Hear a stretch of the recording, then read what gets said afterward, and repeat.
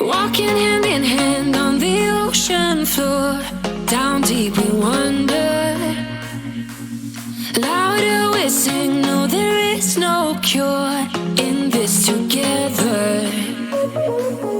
I don't wanna tell you that it's not real. Nothing is a fairy tale.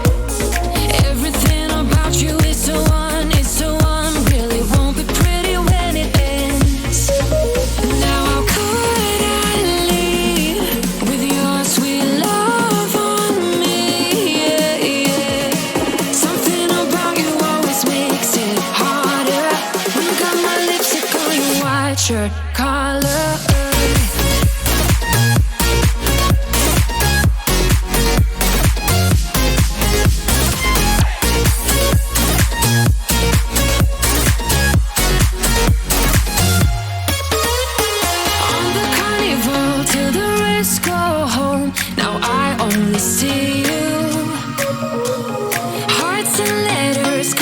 To the shore, we'll never grow old.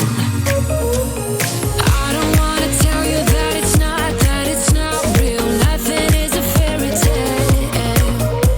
But everything about you is so unreal. It won't be pretty when it ends. Now how could I leave with your sweet love on me? Yeah, yeah. Something about you makes it harder. When you got my lipstick on your white shirt collar.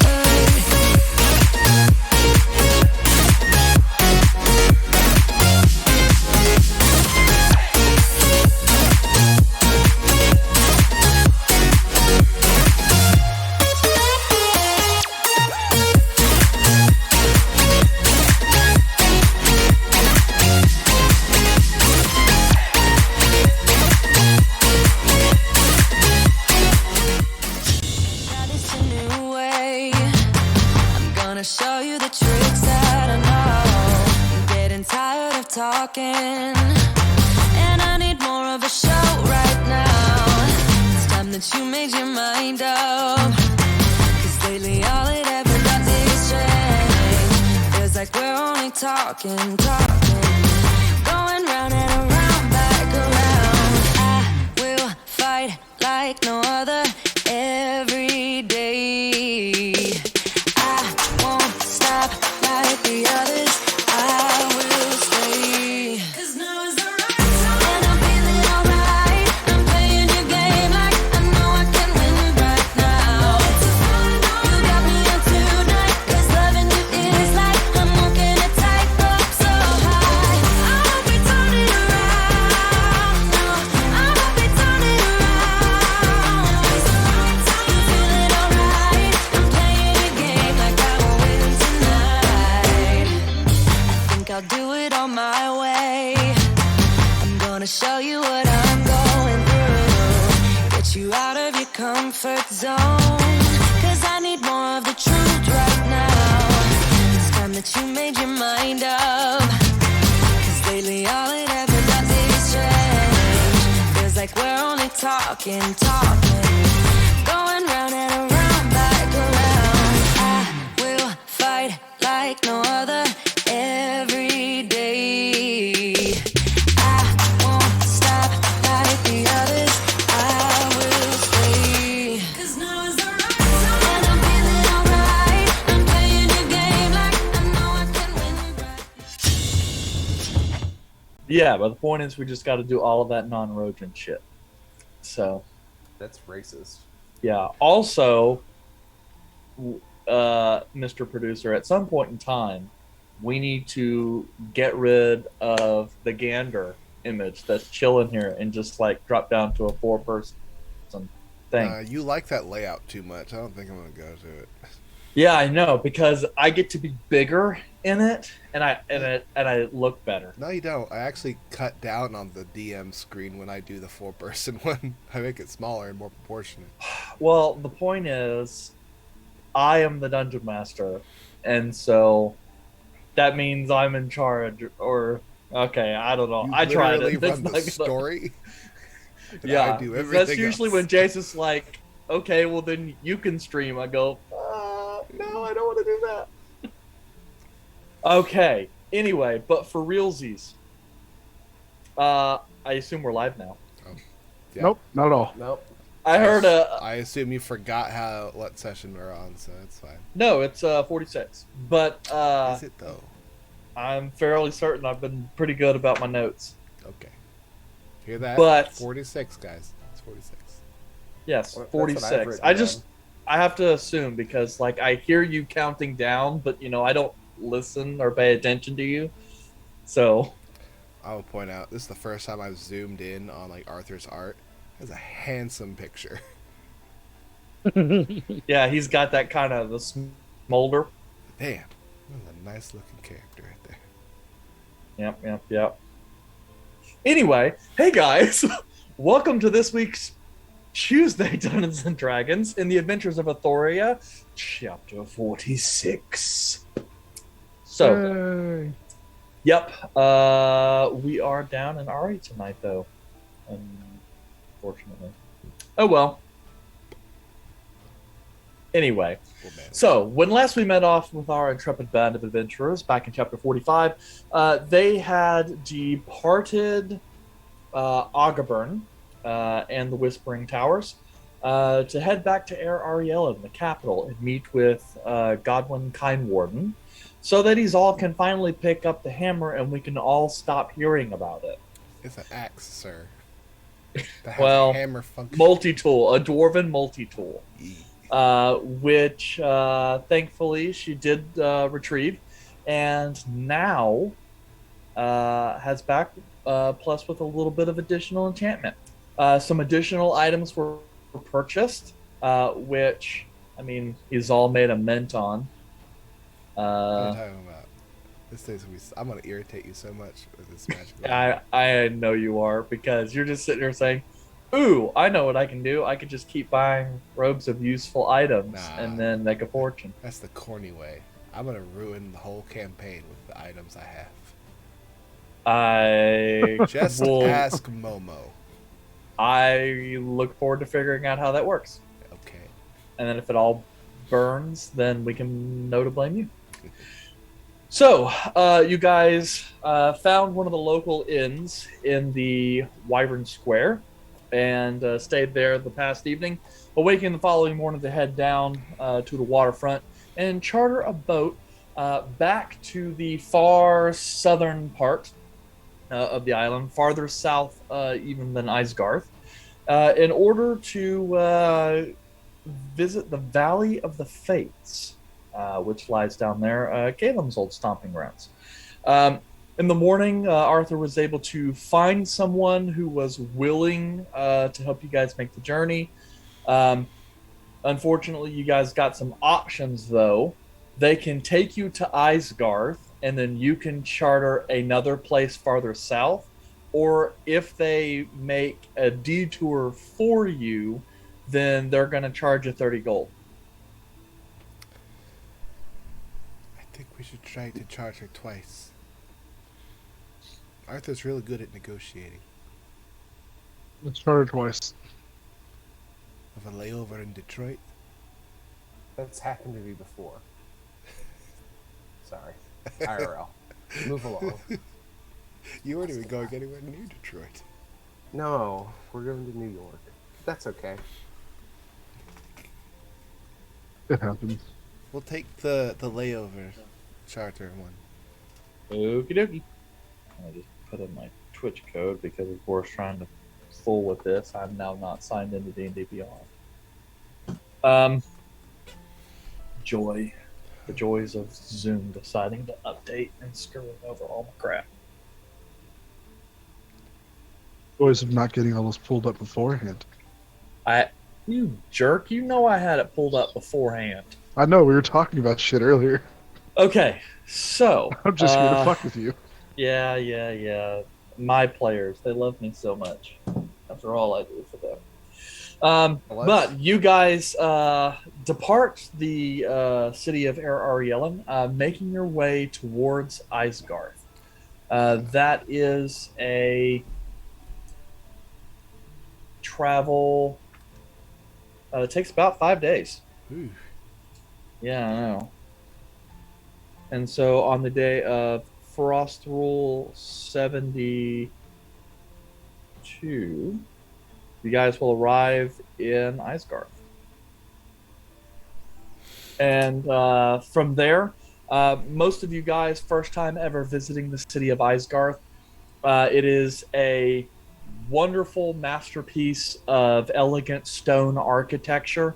And you guys can tell this is probably would be a really nice place to visit if you guys weren't presently busy on other business. Unless there was something you guys wanted to pick up while you guys are here. Not at the current moment. I don't have. We haven't been here, have we? Nope. Should I let the plot progress? I guess I won't do anything. I don't know, Valred, Okay. do you want to go beat up a pimp? Do some Izal shit. Or see how many ways you can break continuity with a ladder. Yeah. What? Am I supposed to get that? That's Robe of useful items. a... I'm confused. Well, You can pull a that's, ladder out of a robe. That's one of the items that he got, apparently. Oh. Not just one. yeah, I unfortunately rolled an awful lot of ladders. The joke is that I solved almost half of Momo's puzzles with ladders. That had nothing to do with ladders. So, at any rate, you guys attempt to charter another boat heading southwards. You guys are able to do so, though that takes a little bit of extra time. And let's see How long far. will we be here?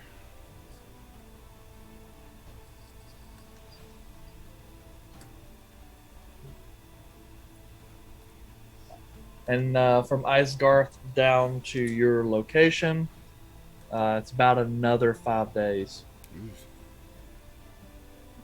What's the name of the place we're heading? You guys are heading to. Let's see. Actually, Caleb, what is the name of the place you guys are heading? Well, first, why don't you say it out loud first so I know how it's pronounced? Now, let's try your way. Okay. You guys are heading southward to a village called Eldor on the island of Tol Urin. Yeah. See. The dumb thing is earlier I was saying that out loud and I go, yep, that's going to be a thing, but I'm not changing it. Yes, we are heading to Yelder. Yeldor, I whatever. have a cousin named Yelder. Yelder. We're sure it's Yelder? Pretty sure his name was one of the cousins, but Could be. that Really does no. fit into the acronym of the names. So, anyway, as you guys make your way farther south along the boat rounding a peninsula, entering Caleb, what you recognize to be the Chacon Bay. But you guys make your way up the narrow inlet and see a small hamlet nestled along a short cliff of limestone. Unfortunately, the bay is not, or that section isn't deep enough for it to have a deep water port. So you guys are basically disembarked via a landing party, and then row along to the wharf, where you guys arrive at some point in the kind of late afternoon.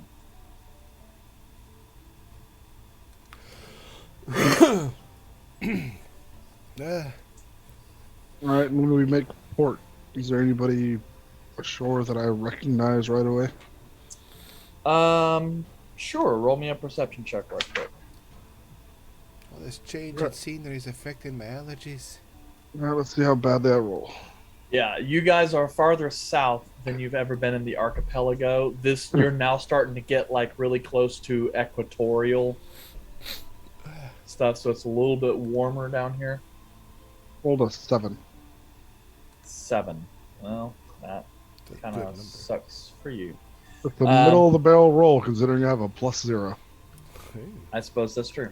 So you kind of do a quick glance around, not really seeing much. There are a couple people you see mill about, but in the immediate area, the only one you see that nearby that you can definitively recognize is Garth, who at this time appears to be filleting a couple swordfish. All right. I'll probably stop by to see Garth and see how he's doing. Okay.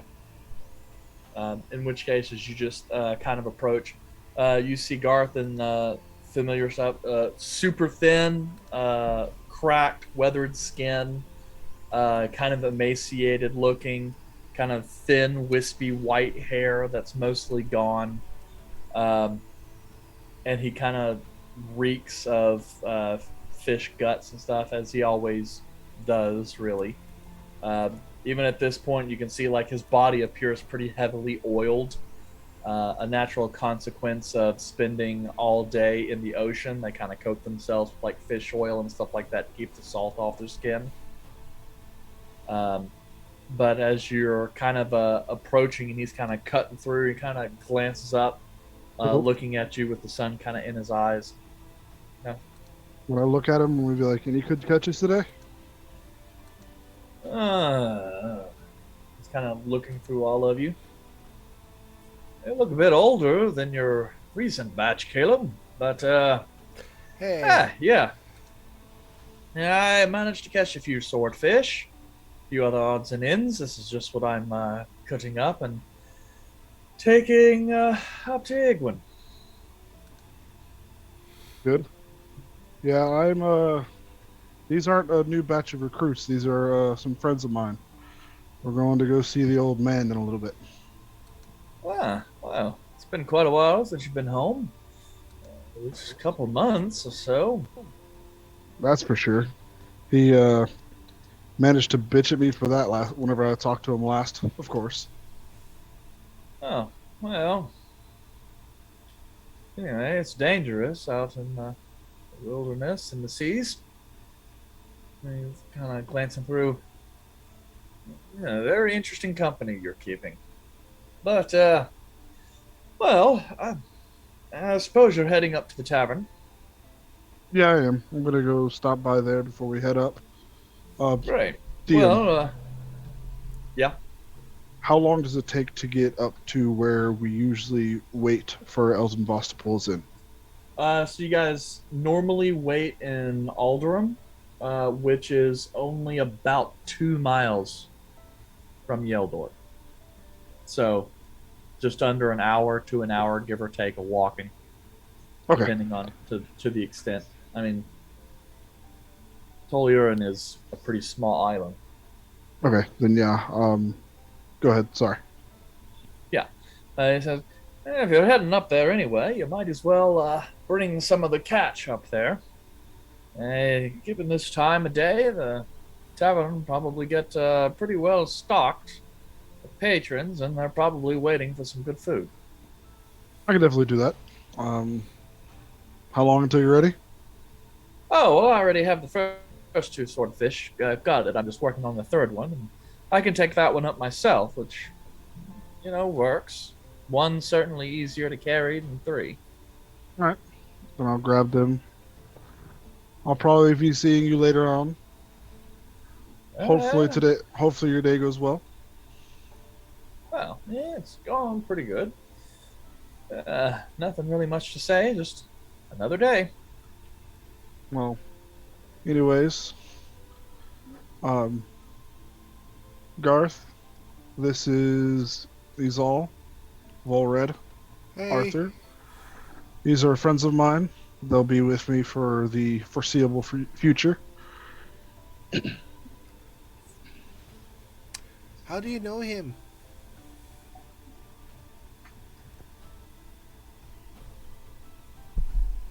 That's a Caleb. I was yelling at the Fisher dude. Oh, Yeah, you're he was talking yelling to at the- Garth. Yeah. Oh, he's talking to Garth. The Okay. yelling noise I made. I will be right back. Yeah. Garth just kind of looks over. Oh, well, just about everyone knows him. He's from here. Okay, I don't know everyone who I've been around. How many people like are on this island? Um, Is it like Well- heavily populated? not really. This little village itself, oh, maybe about 350 people. Yeesh. Alright, that doesn't sound like a lot. Quite pedantic. How's the water? Is it cool? How deep Oh. is it?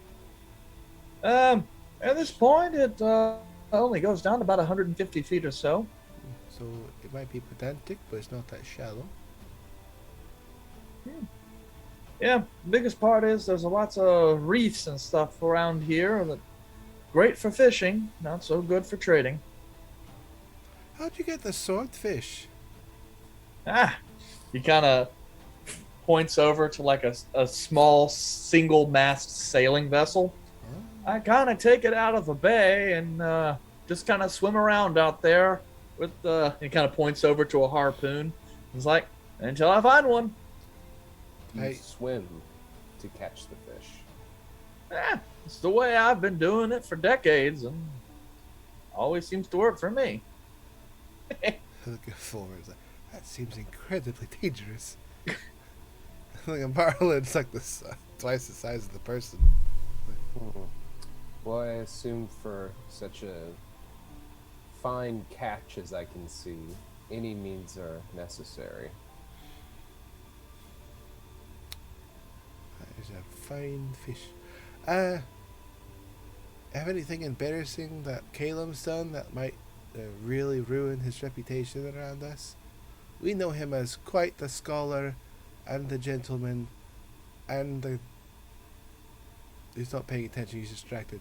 The asshole. Well, Caleb's pretty nice, but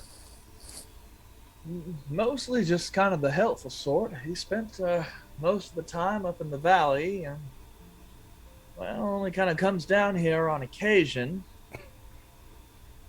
So, plus, it's not really the kind of community where we go around talking about each other's business to outsiders. Dang. After everything he said about you guys. How much money would it require if you were to tell us a secret about our friend?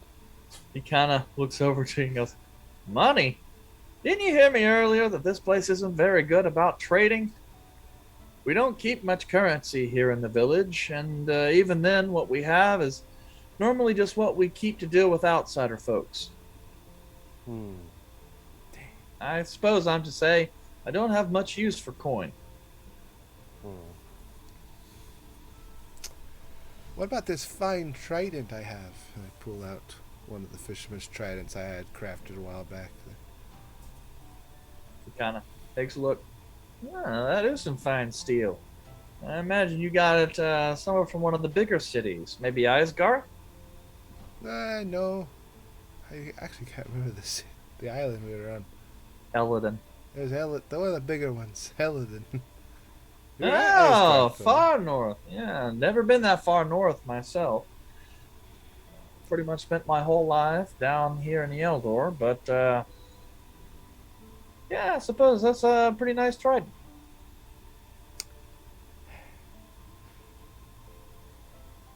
So, if I give you the trident, will you tell us something? Oh, he's paying attention to him. Yeah, Caleb, you just kind of catch out of the corner of your ears. He's all trying to bribe Garth to tell embarrassing stories about you when you were a kid.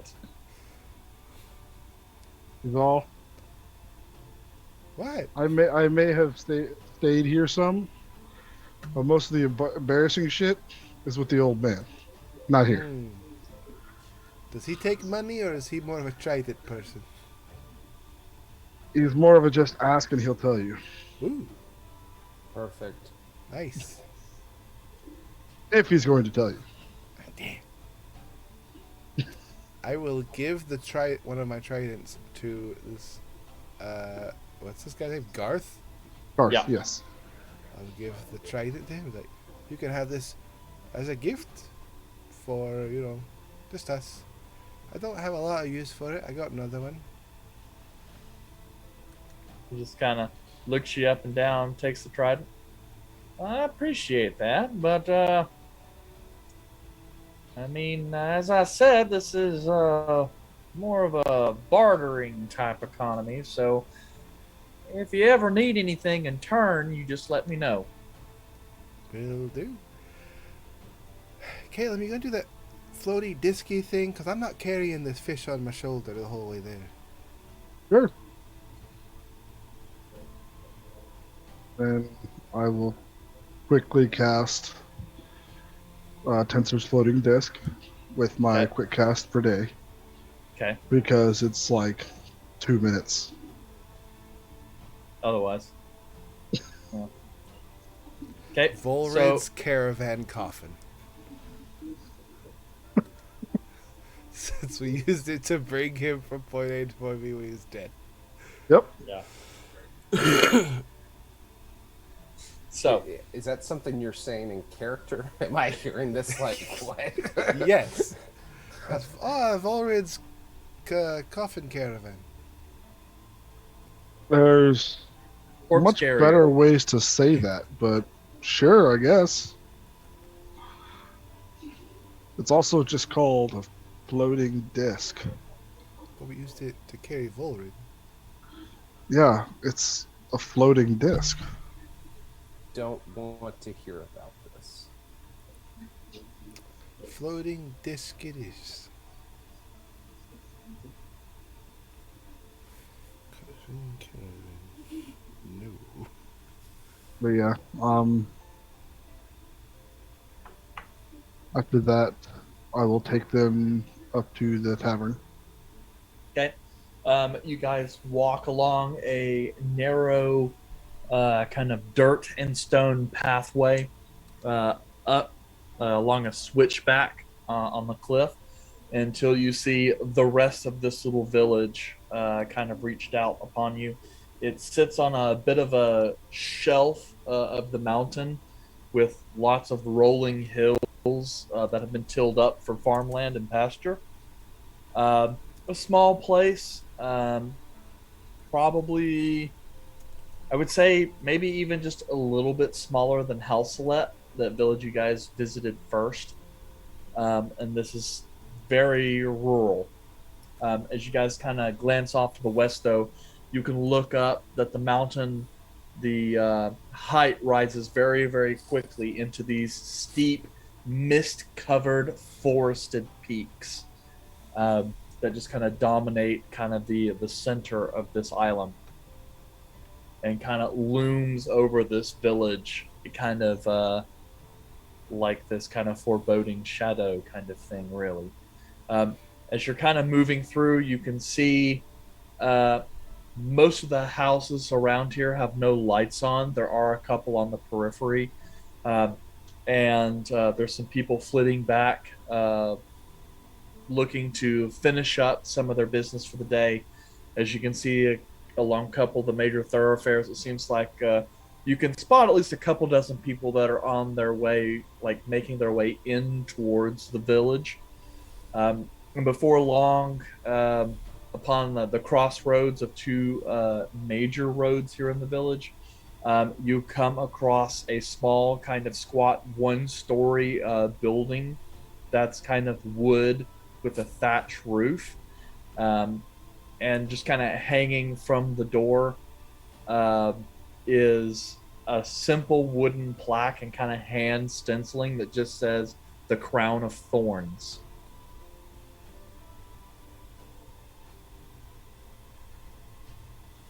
What an interesting name. Ready to go inside? Okay. As per usual, Calum, around dusk, this place is absolutely packed with people.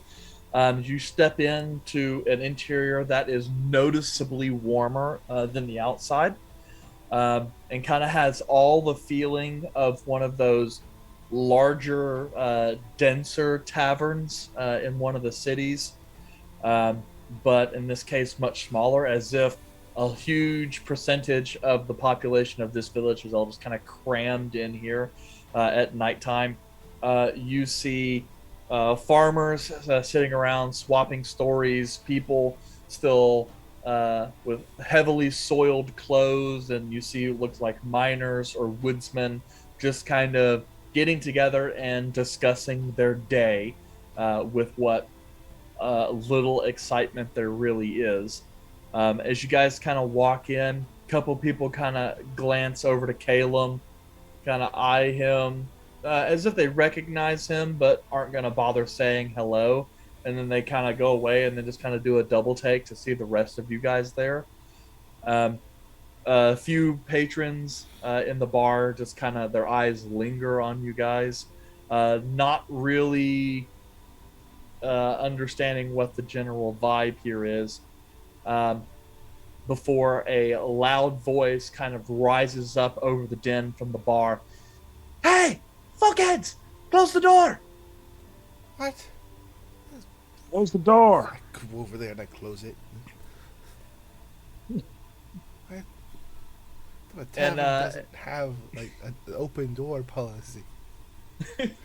And then as you guys kind of glance over, you see kind of like a slightly younger than middle-aged, like halfling woman kind of running along the bar, throwing down these large tankards and kind of using two hands to kind of fill them up. And then it's kind of stopping, exchanging some coins, dropping some food. How the hell is that, Caleb? That would be Egwin. Egwin. Did I pronounce that right? You did. Egwin Roseweaver. Small tip. Don't piss her off. That's a general rule you should have for me too, but you never stop you. Yeah, but she'll actually follow through. Nicer than me. Ooh. We'll go to the bar to get a couple drinks. Right. As you guys find some open spots, Egwin kind of makes her way. Ah, Calum, child, you're back. Good.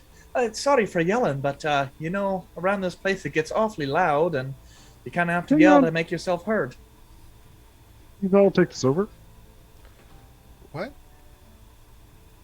Take this over. I got a kid. We got a. We were told by Garth that we're delivering the fish. Oh, yeah. I wasn't expecting it for a little bit, but it's nice to have it up and a little early. It's best time to go ahead and get some cut up and have a nice rack that's available, family style, Love a good rack. You want us to take it around back? Ah, yeah, just set it there at the end of the bar. Okay. I'll come and grab it in a second. Name's Egwin, by the way. Egwin Roseweaver. In case you didn't notice, I'm the proprietress here.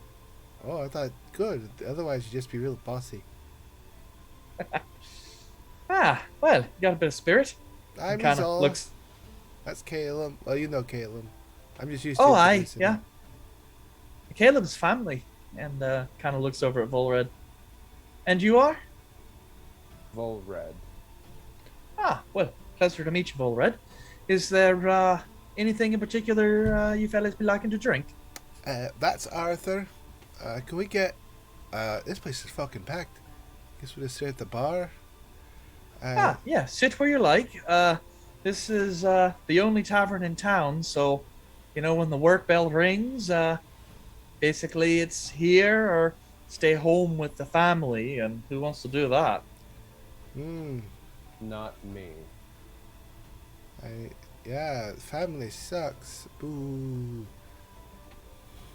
Yeah, we'll just have some ale. Mead, ale, y'all do trade mostly, but I hope gold still works for you. Gold still works plenty fine here. I end up having to get an awful lot of stuff brought in from other places. So, as far as the imports, those are typically used for golds explicitly. So, it works out. What is the finest drink that you have? Well, I suppose that depends if you're talking about the stuff I serve to friends or the stuff I serve to family. Hmm. Well, I'm clearly not family, which is okay. So, how about friends? Well, I do have a couple meads as well as a couple fine wines.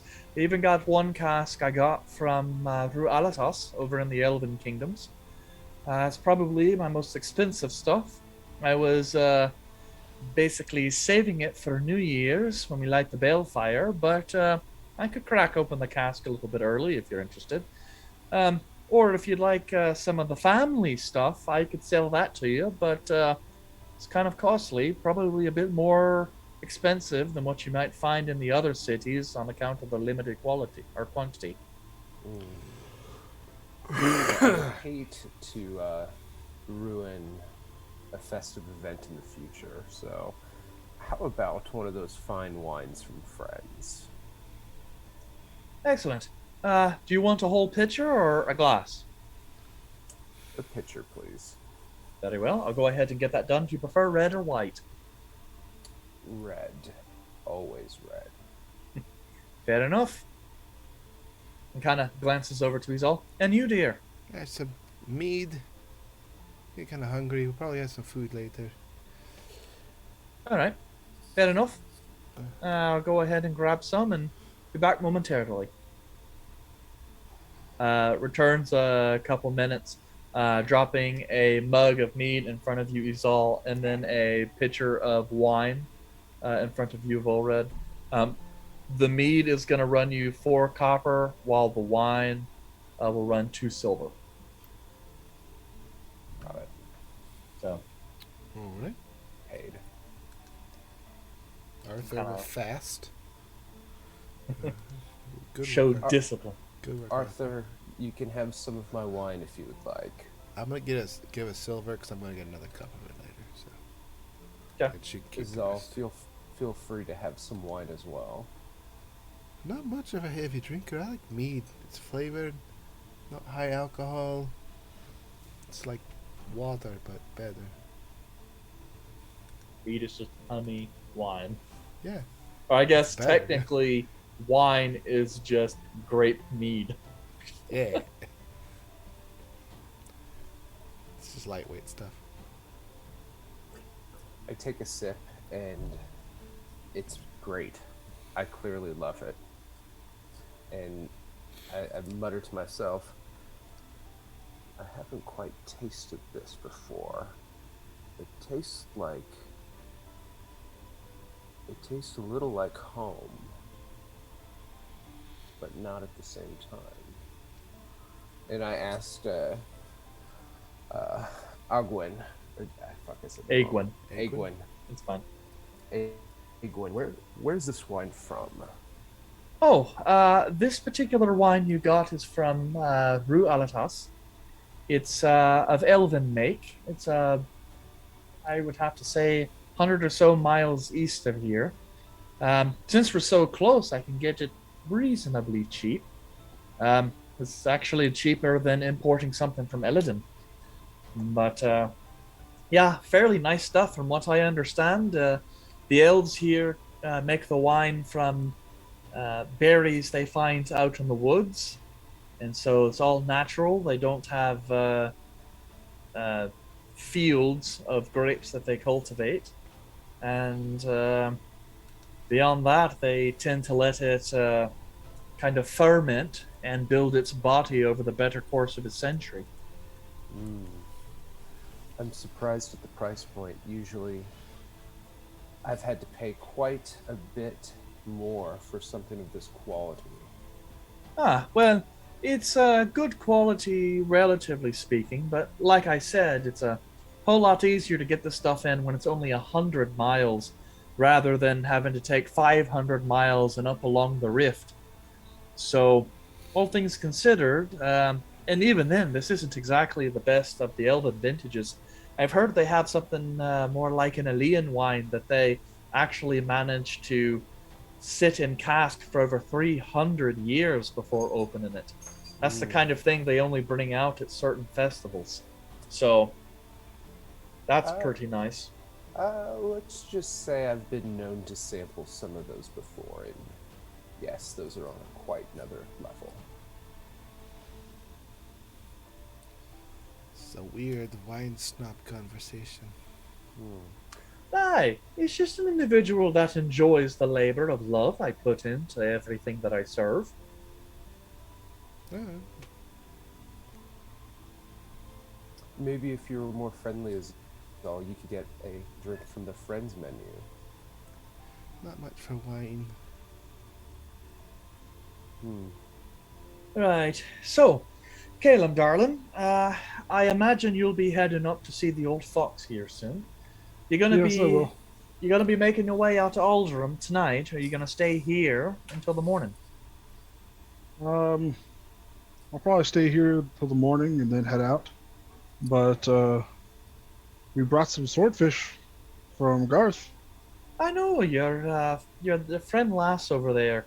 Isol, Right. you said, correct? Yep.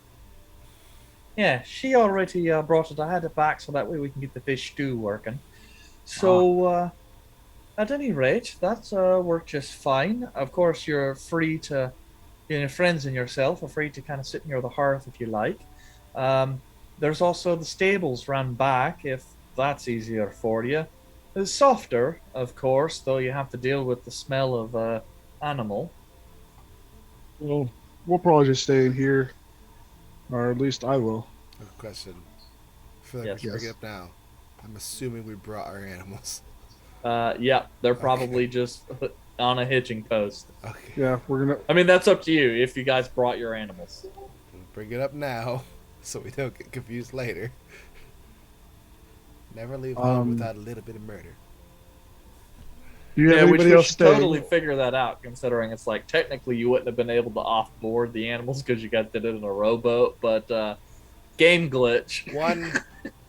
One horse at a time. They're trained. A little bit Yep. of animal speak going on. It's like calm Yep, down. basically it's just like Skyrim. You just walked off the edge of the boat while mounted on the horse, and you clipped through the boat, and the game crashed. And when you loaded it back up, you were over on the shore, and it's like, That this sounds works. like It Bethesda's works. problem, not mine. Developer error. We love you, Bethesda. Sponsor us. Is that an option? They don't I don't sponsor know. anybody. I mean, they are. They don't I guess, sponsor you unless you can run Skyrim, Skyrim, the 14th edition. Yeah. Yeah, I will say though, Bethesda, is now a company owned by Microsoft, so I was really upset that. So whenever I left my company, they were one of the companies I couldn't go work for because they were technically a client. Boo. Yeah, boo. But yes. Yeah, we'll also need to stable our animals. Caleb, they I are don't- members of the family. They are not animals. Yes, but I'm pretty sure she would have a fit if we had them stay inside the tavern. Yes, I suppose I would. You know, So- Caleb, as nice as I am, you don't want to disrespect my house. Exactly. And I've already warned them. I've already learned my lesson. Indeed, you have. That I sounds wanna- like you have a story. What'd Caleb do to piss you off before? Because he won't tell us. He's very recluse and that type of thing. Well, I got drunk and I destroyed a table. That Well, table That table ended up getting used to kick me out of this tavern. I've known Caleb for a while now, and he's not strong enough to do anything to a table, let alone break it. I didn't say I'm the actual one who did it. I'm the one who caused it. Oh, I got in a bit of a pissing match with Colm. a Didn't comb? Colm? He's one of the local young men. Bit of a well, he served as a blacksmith's apprentice for quite some time, and strong lad. Bit of a temper though.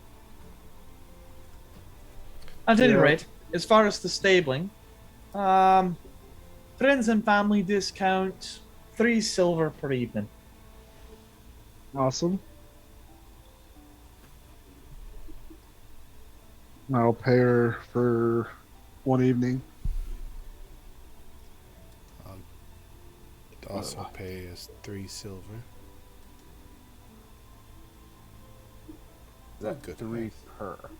I will pay for Arthur since he is not here. Arthur has so much damn money. Yeah.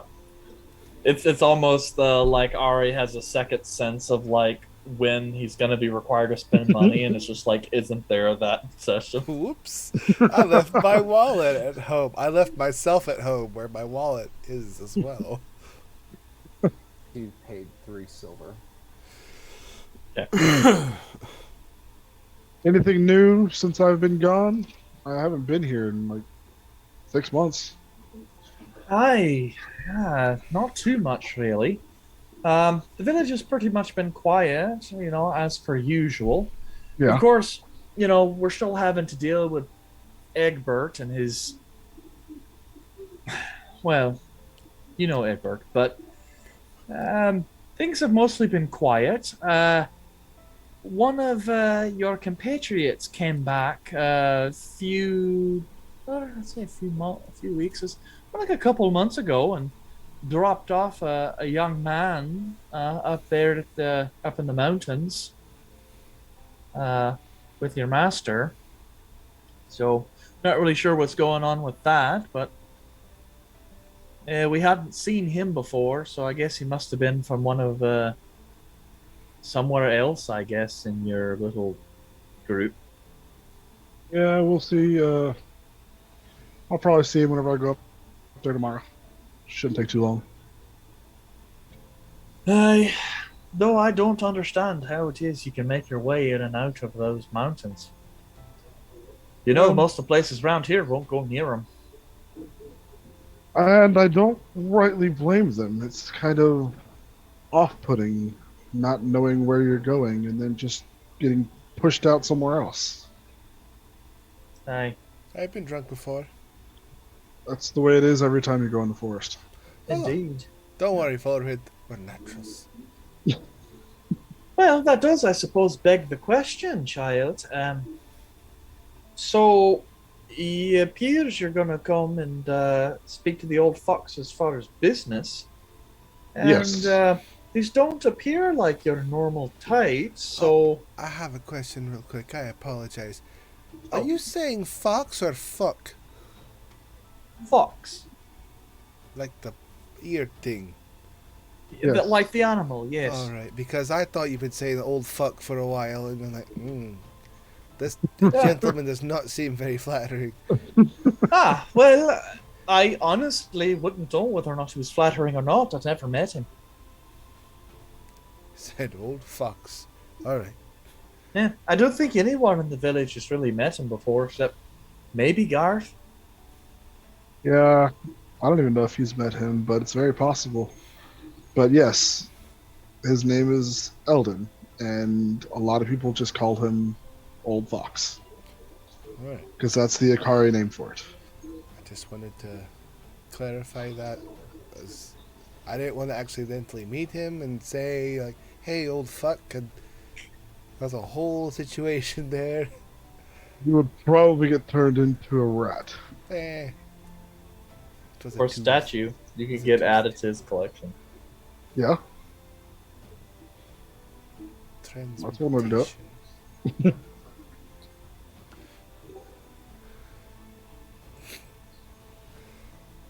I'm sorry for the interruption. We're not his normal keep.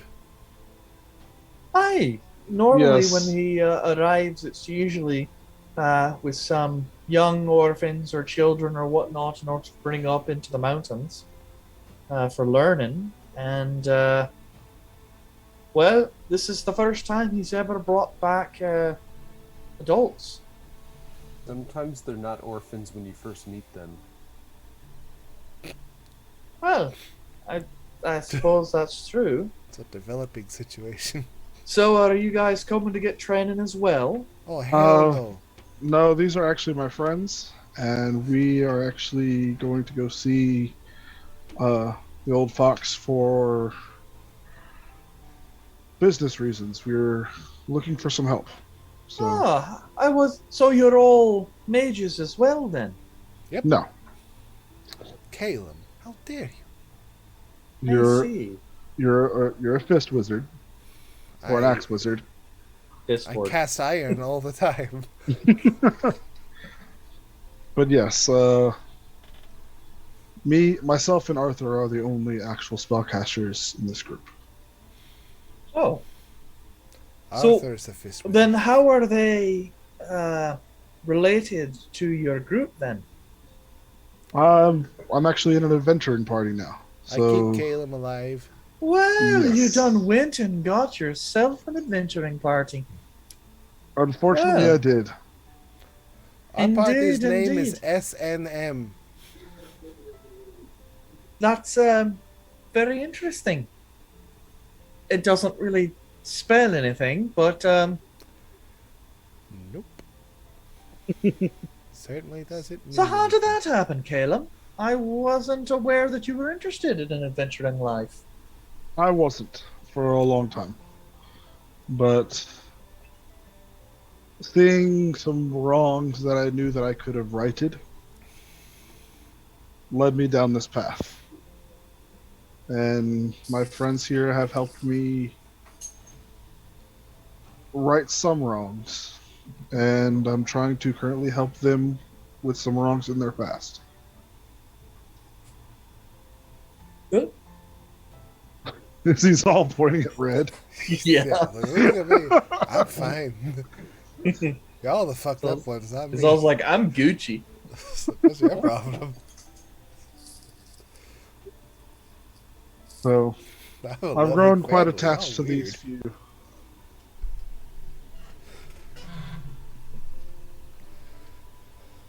Sorry, I was just getting caught up in Discord. Was like, what the hell? It's not as bad today. I don't know. We could do worse. Oh yeah, you're right. I mean, you always have to be curious when there's like gifts of like children. You know, like, To be fair, it was are they burning down a fitting. house or? dance party and fell off to bed. Yep, yep. Okay, so, well, it's nice to see you back then, Caleb. Well, as I said, not much is going on really. So, Good to hear. But we'll take the usual. We'll chill and stay here tonight. Do you mind if I play tonight? oh, go right ahead. After all, these guys are just starting to get their food in them, and once they have a little bit to eat, it will calm down just a little bit, as you know. So, All right. Then I'll wait a little bit for it to get to a crescendo, and then I'll start playing with playing my lyre. Drop the bass, Caleb. I don't have a bass. The crescendo. poor Caleb. You know it's all about that bass. About that Red has the bass. bass. In more ways than one, yeah. The junk in the trunk. Ooh, thick. Yep. 2 like moldy loaves of bread. It's actually two moldy loaves of King Hawaiian rolls. This is mushed together. Anyway, before this gets too bad off track. So, anything else you guys want to do this evening? Chat with Caleb, I guess, Okay. before he crescendos all over the crowd. Before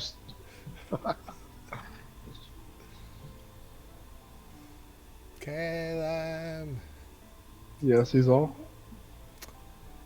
this place sucks. It's boring. There's nothing going on. You got one tavern in the entire place. Yeah. There's not many people here. I know it's boring.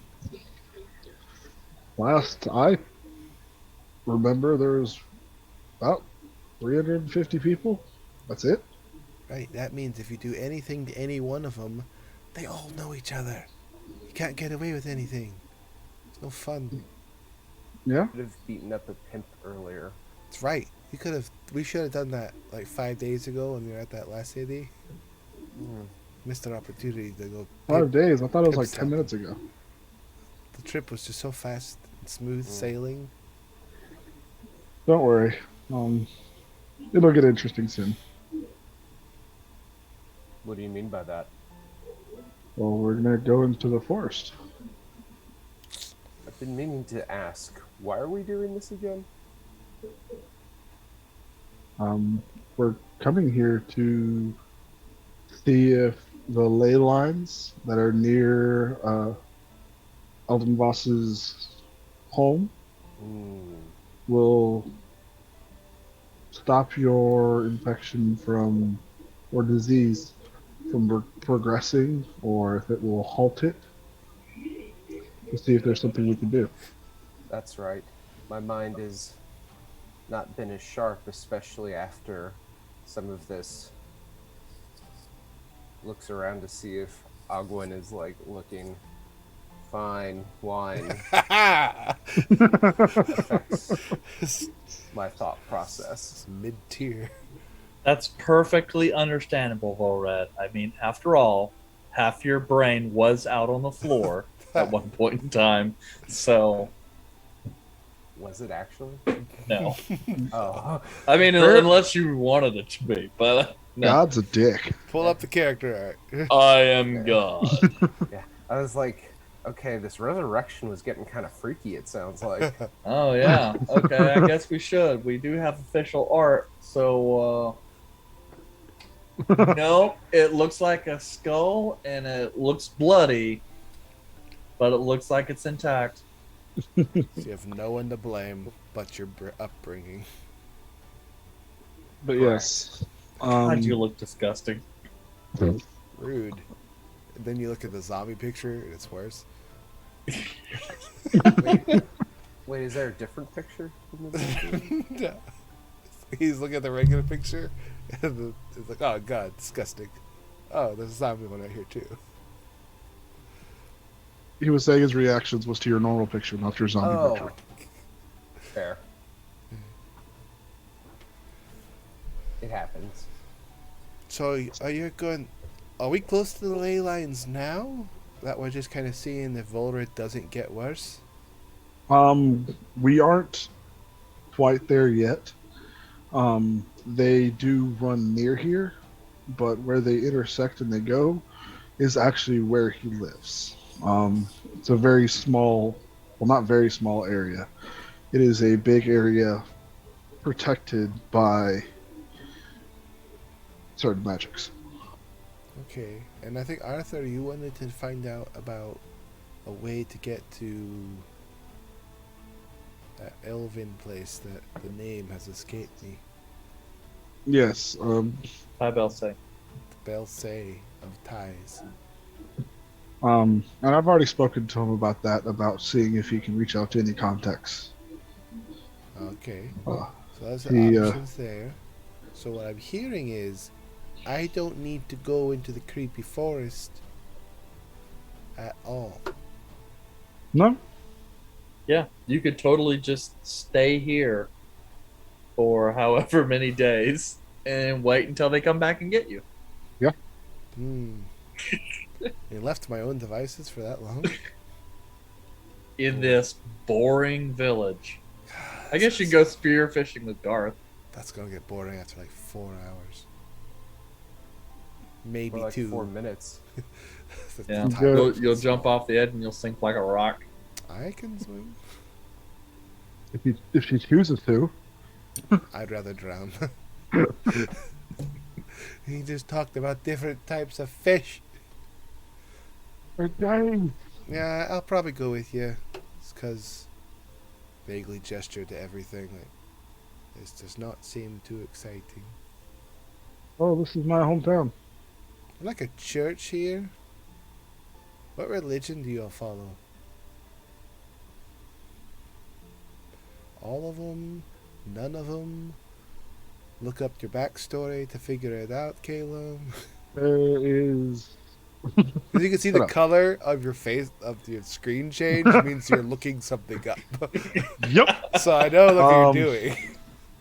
There are multiple shrines here. There isn't really one religion here. Okay. No church, Well, yeah, one church, I should say. or yeah, no church anywhere on the island.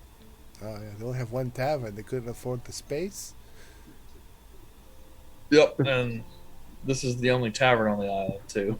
I know, it's a lovely tavern. Such charm. Well, if you remember correctly, everybody who we asked if they knew what this place was didn't know where it was. There's reasons for that. How do you get stuff shipped in here? I no wonder it costs so much. Like, where is it at? Or ship it to the ocean. I don't fucking know. Certain people just come here every now and then and they get paid well. Why? Well, we get precious gemstones here, and those are worth quite a bit. So there is an economy driving this village. Yes. I could not see that. Well, we don't really have much use for outside stuff. We're pretty self-sufficient here. What if someone, like, wants to have children? And, like, get married? Eventually, those lines are gonna start crossing. Well, people do come here from the outside. And it's like first come, first serve. Who impresses them first? No, Oh shit! We got a visitor. Everyone put on your finest There's clothes. there's different villages on the island. Hope they like fish. Uh, Do they have taverns? no, Fuck! this is the only one with a tavern. This is the biggest village, the biggest settlement on the island. I'm going in the woods with you, whether you like it or not. Into the woods. I'll go right now. This place sounds horrible. Well, Wow. My first grade school had more people in it than this town does. yeah. I grew up in a small town. Well, I technically didn't grow up here. I was born here. I grew up in the Sorry. forest. The forest over there that we're supposed to be going to? Yeah, Is that why you're a hedge wizard? that's one of the reasons. I was invited to go to the academy, but I chose to stay here. I got an invitation due to Master Voss. They know who he is, and they wanted me, but I chose to stay in the hedge. I like the way they do things more than the academy. Well, clearly you must be skilled if you were invited from here. Podunk nowhere. Well, people tend to know who Master Voss is. And whether you realize it or not, the hedge I'm in, people know about it. So when people are talking about individuals who are trained by Elden Voss going to go recruit, I got an invitation to go to the academy. Because anybody trained by him generally has some talent. I meant to say that it's impressive that they would acquire talent from such a little known source. Yeah. But How'd they find out about you if you're from an island that no one knows where it's at? Precisely. well, not no one, just a lot of people. So they have information that got out that the schools found out about from people visiting here. So Yeah. clearly, people who are connected with the Lyceum know about this island and possibly visit it on a regular basis. Oh yeah, they know about this area. Why the fuck do you let them here? Well, it's not like they're going to be able to do anything, but there is no Lyceum establishment here. There will never be one. Right, but But they'll know anyone of interest that's leaving this island, and then you have a giant red X on your. You're being pinpointed.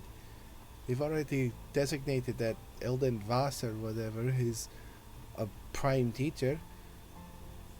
yeah, So once they realize, that is oh, one of his students is leaving the island, you are now being targeted. that is a possibility, but it's not like we can keep all spies and scouts away. It's not like they have a big spy lettering on their forehead. Could just be rumors. Don't you like you have magic that can read minds like the surface level real easily? Yes, You've got and all kinds of wizards. if we had that many wizards to be able to go, if we had that many wizards to read everybody's thoughts that goes in and out of this island, or any other establishment from the other Rukas, that would be a lot of manpower for almost no return. Because you've met the others. They have many students going in and out. Yeah, but they don't live on an island that almost no one knows how to get to. Yeah. But And one of them might be a definite pervert. The other one, I'm not too sure. She's also on that list. yes, I'm willing to find out. you're willing to find out.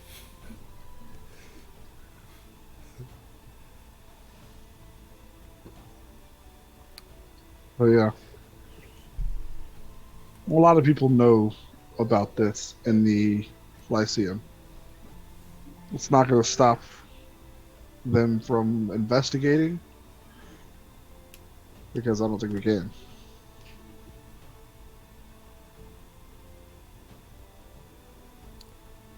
How big is this island in comparison to other? Is it room for growth? Is just no one here, or is it just small and they're using up as much space as they can?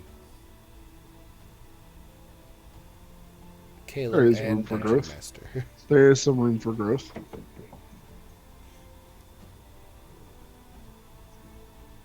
Based on the map that I was given, there is room for growth. There's just not many people coming to here to stay. Yeah, I think the whole island is about like 100 square miles. So, How much of that is uninhabited enchanted forest? 95. about 85%. Room for improvement.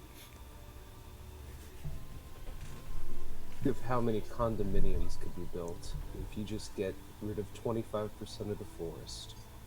Yeah, it's not like it would go to waste either. Like the wood would be used on the stuff here. Anyways, Probably shouldn't be talking about I think it's- deforestation when we're going to go visit a druid. well, yeah. Serpentine, Anyways, not Elden Vast. well, I was going. You might not want to talk about someone's forest when they can probably see what you're doing right now. Cover up my chest. Yeah, fuck it. But I think it's about time I start playing. Play Freebird.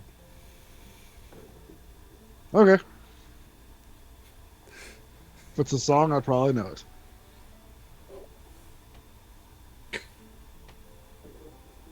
Do I have to roll a Yeah. performance check? Yeah. Go ahead. Roll I a wanna see performance you. check. Fuck up in front of your friends.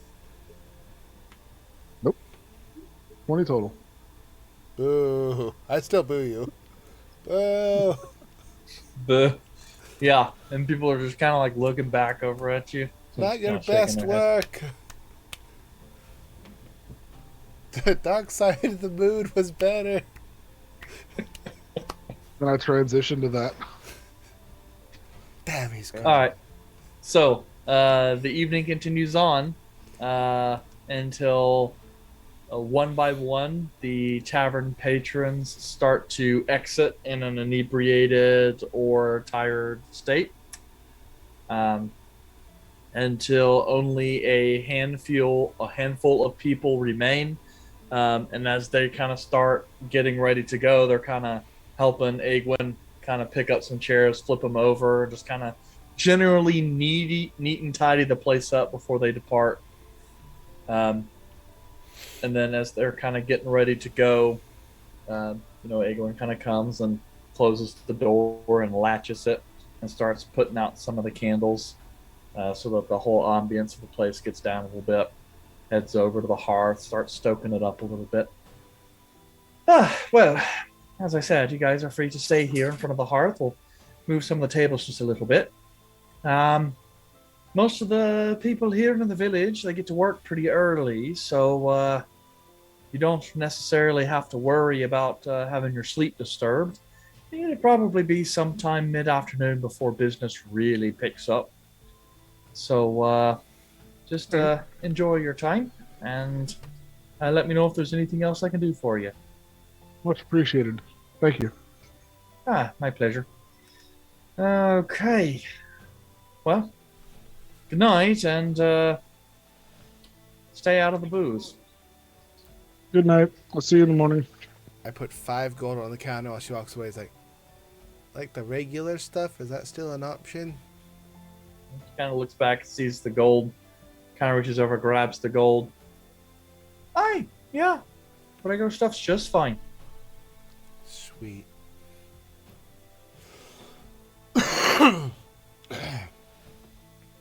So she kind of walks into the kitchens and kind of closes the door, and you hear it latch a little bit.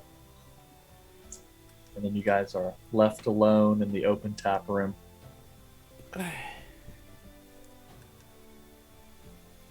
So, Caleb, He's all. I don't know. This is the first time it's been like the 3 of us. And Arthur. Arthur's already asleep. Jesus No, Christ. he's not. I think it was the boat ride. He wasn't used to it, and the rapid transition on the land has really zonked him right out. Yeah. Was he asleep on the table before she left? I think it was the dark side of the moon that did it. Oh, okay. But, yeah.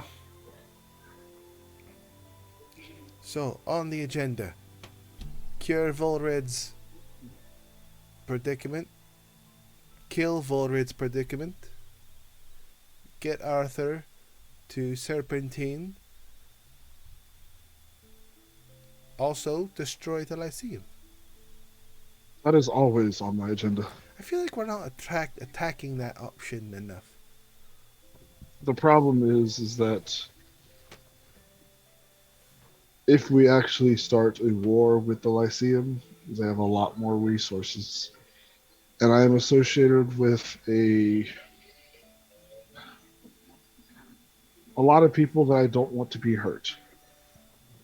Yeah, well, they gotta go through like bureaucracy and stuff. But technically circles are outside of their bureaucracy, so they will use any means necessary to destroy what is attacking them. So if they think us as a party is associated with this circle destroying the Lyceum, they won't hesitate to try and destroy as much as they can. Oh, fuck. If they do attack, they will be severely punished, but they do have numbers and resources are at their advantage. Alright, what about the lich that we were fighting? The necromancer lady we were fighting? I don't know. Where are we on that? On our thought Um, process.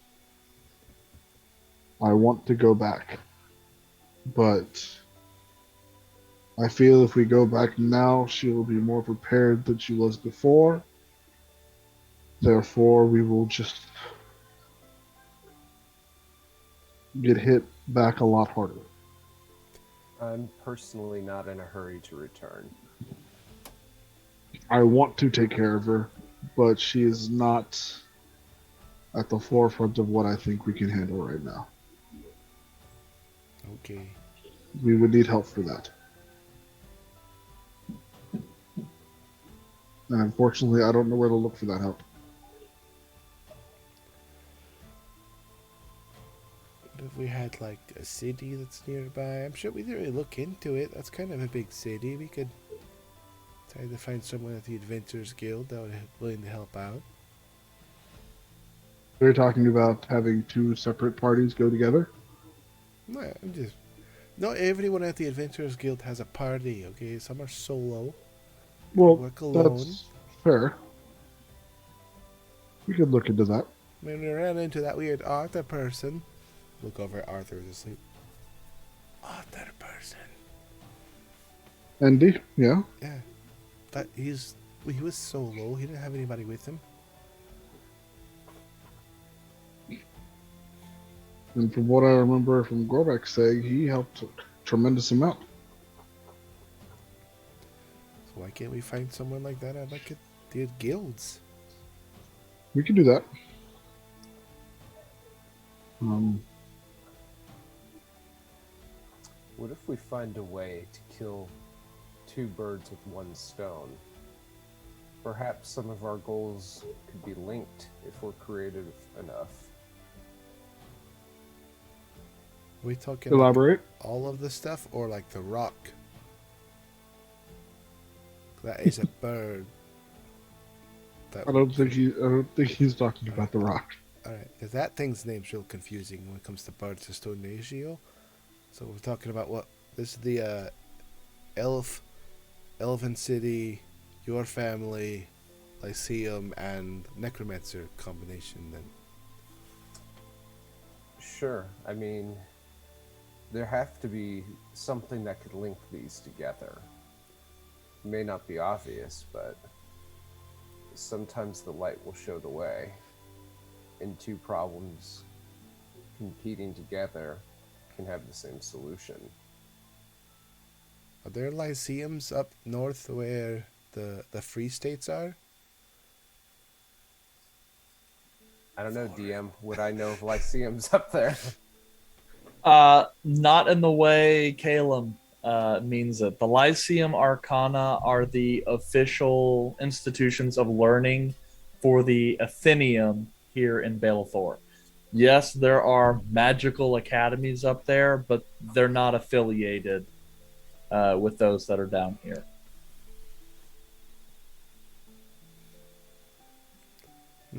So there's not like a direct conflict between the two unless the Lyceum wants to try to expand their area. Do you think our... Sorry, brain fart. The bitch that killed me. Necro bitch. Necro bitch. There you go. Is there any possible linkage of her and the Lyceum? Perhaps they're enemies, or perhaps they could be played upon each other. I would guess they're probably enemies because we were technically hired by someone who was part of the Lyceum, weren't we? To go Yeah. and investigate it. So Lyceum search for magical information and power probably delve them into there. So they conflict each other. We could potentially coerce the Lyceum into getting us additional help if we kind of do it ourselves and say, hey, a little bit of help in this situation, we could take care of it entirely. But that might incur some kind of debt with them. Really not a fan of being in collegiate debt. Yes, I definitely agree with that. but dealing with people as I have had in my past, sometimes the way to push someone away from you is to first get closer to them. What if getting in the Lyceum's good graces can be advantageous? That could be beneficial, I'm sure. Yeah. Especially if we can get information on the bastard who wound up killing the mother of. It's been Milo. Milo. It's so far. Milton. Milton's mother. If we can get some type of information on like a official document that was said to take care of that, we could either bury that individual or know exactly who we're targeting. That way we're not trying to take out the entire Lyceum, it's more of a focused area. So definitely getting in the good graces would certainly help.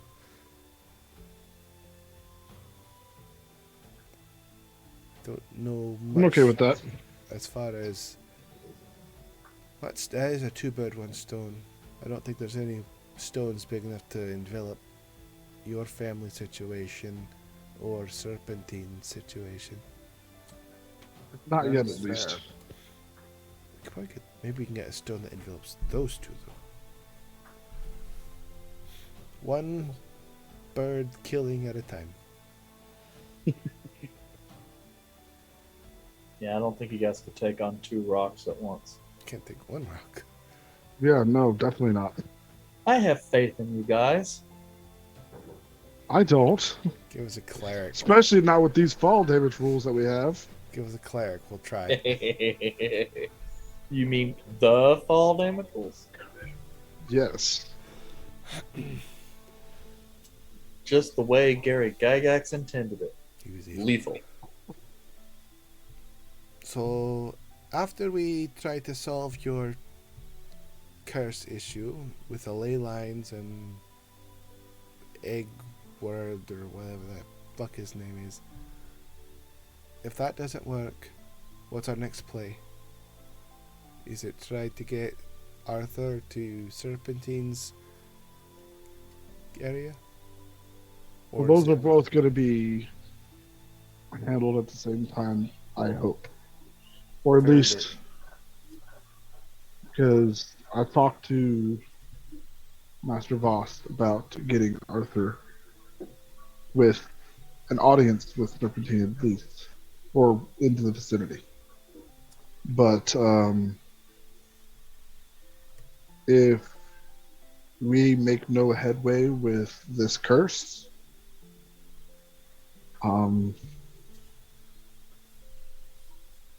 I think the next step is to figure out who did it. And if there's a way to essentially cut the head off of it by killing the person who did it.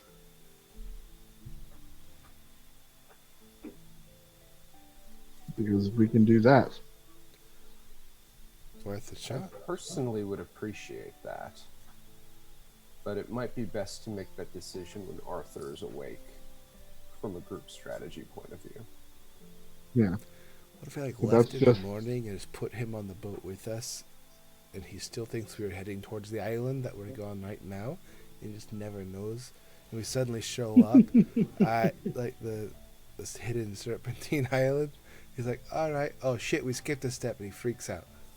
That would be one heavy bender that he would have to be on to not be awake by that. Hey, Bale Ale is a thing. Probably not in this town. I searched for Bale Ale. That's the bad stuff, right? That's the very best. Depends on your The point of best- view. The best stuff. It gives you the best character arcs. How about that? The best part of waking up is Balo in your cup. It's eating your own cup.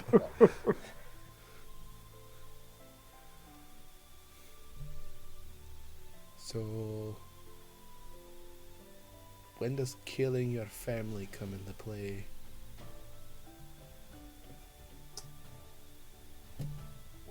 again,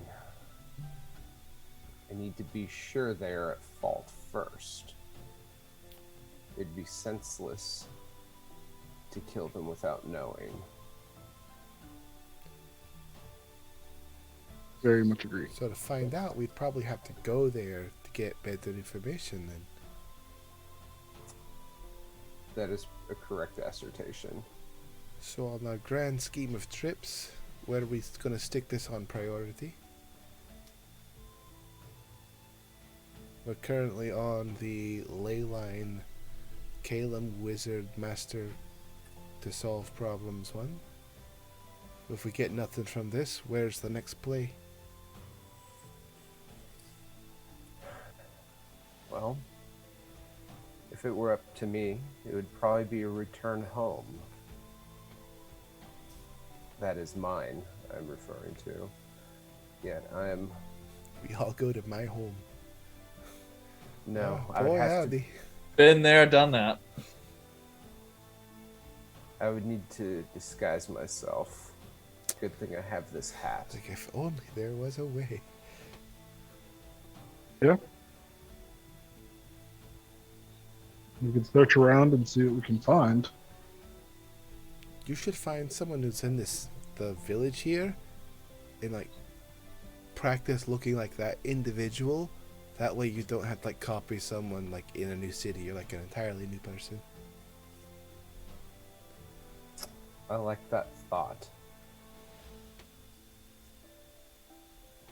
Or I just look like that pimp you beat up that one time. I don't really remember what he looks like.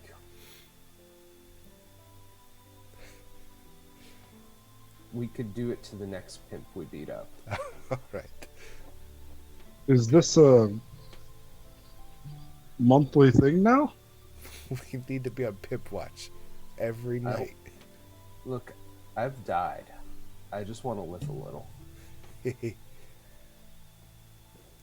Who am I to get in your way of living a little? You two chat amongst yourselves. I'm gonna go use the little girl's room. There's an outhouse. Oh, so that was like an IRL thing. Got it. Okay.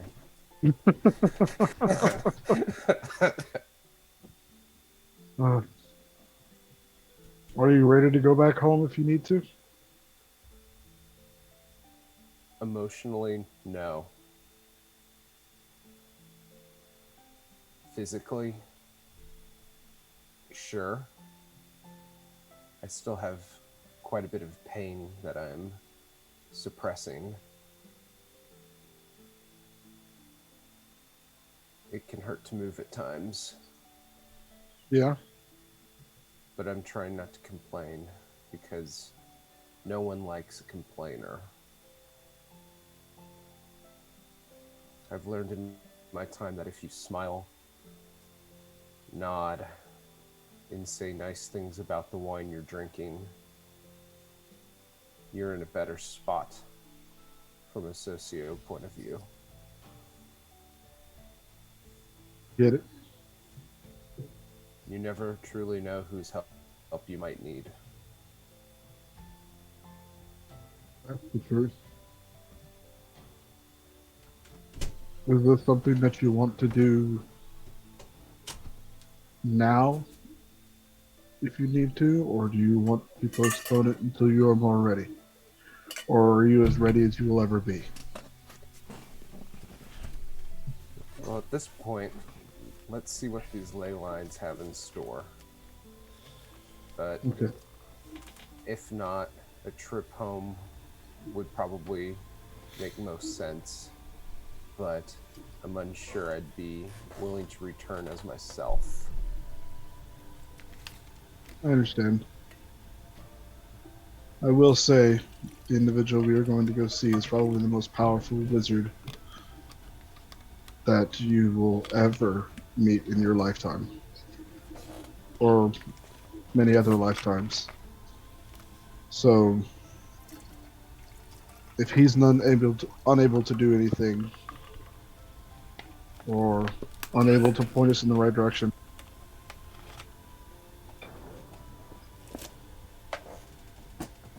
If he is unable to do anything or point us in the right direction,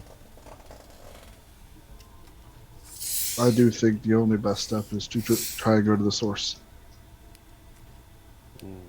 I yell from behind the counter. You're fucked! I may be on a crash course to my fate. Well, even if you are on a crash course to your fate, we are here with you, and we're not going to go down without fighting. What a weird, fleeting feeling. In a weird way, this is more meaning than my life ever could have had before. And yet, what are the answers that await? That seems vague and ominous. And I take out my little pouch of cognac and just start chugging it, just kind of getting a little too deep in the moment. Just time to, shut off a few of the light switches. Give Caleb a mug of ale. Thank you. I spilled a little on me just now. Good job, he's all. You're supposed to do that after you drink some. The trick is to not talk with liquid in your mouth. Well, I don't think we have to set a watch. I think it's a night for us all to get a full night's rest. Alright, but if any one of us gets robbed, stabbed, and murdered, I'm gonna haunt Caleb. Well, if that happens, we'll probably figure out who it is. Probably one of the local brats. We Who the get fuck is- TPK'd in a tavern. Who the hell's Colm?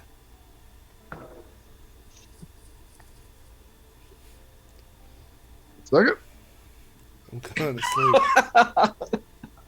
I looked him up earlier. Look up your backstory again, Caleb. Oh my god. Welcome to your hometown. I got freaking 15 names before we even started this damn thing. Well, welcome to your history. Yeah. Call him Blackhand. Blackhand? Yeah, Why? that's his last name. What happened to his hand? Well, Blackhand is a name based on his appearance. He used to be a blacksmith. Now he's a coal shotter. Oh, Yeah. I get it. That. So he's constantly filthy and covered in soot. Yeah. Sounds horrible. Was he at the tavern today? He didn't make himself known. No, he was probably working late. I would have decked him in the face. Why? Seems like a punchable name. It's very possible. But he probably would have punched you back. That's the kind of guy he is. I love a good retaliation. But he's all. Hmm? I've been thinking, Oh boy. and I want to apologize. Wait. It's about you trying to lick mayonnaise because Arthur told me about that. That's weird. No, I wanted to apologize for prying About what? about your name. Oh. I found something that finally got to you, so I prodded. So- And I realized I shouldn't have. So I wanted to apologize. Well, apology accepted. I would strongly suggest not to prod, Do you mind if I ask why you don't like your name? because my name is Izal.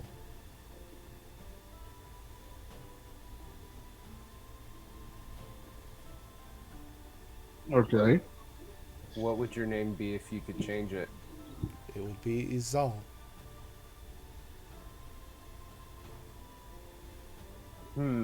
Sip more cognac. So your name before. You didn't like it for some reason. And I get that. I look over at Arthur. What are the odds that he remembers any of this through some type of vision of memory-looking images. Probably 0. Big chance of 0, since these are usually like 4-hour-long images. Yeah. Let's just say that Izol is one of the few untarnished names of my family. And your original name is a name that you had that was tarnished, and you No. don't want to be known? No, let's not jump to conclusions, wizard boy. Tell me, Then continue. old Calum, you're smart, but you're from down south. I don't know how much information probably gets down this far. I think I asked you a long time ago. Name as many Zellas as you can. All right. DM, how many Zellas would I know of? Excellent question. Go ahead and roll a history check. A disadvantage. Because there's there's 2 continents in between here and Mordoon. Roll a freaking 21 and a 7. Roll a natural 1. Yep. Oh, yeah, that makes sense. for You Zellas. know Izal. You And heard Kelder. the name Axel and Kelder. I know of 3. And he apparently there's a cousin. That, what was it? Elder? Or Elder. Yelder. You said Yelder. I was like, I have Yelder. a cousin named Yelder. All right. Yeah. So I will and say, Caleb will say 4. And I will list off the 4 that I know. Well, one of them's That like is a it. cousin. That's not really an impressive one. That's more of an offhanded comment. You happen to name 2 of the only ones that have probably saved the entire world before, out of a history of multiple millennia of ages. Only 2 of them. And yet were held in some form of high regard.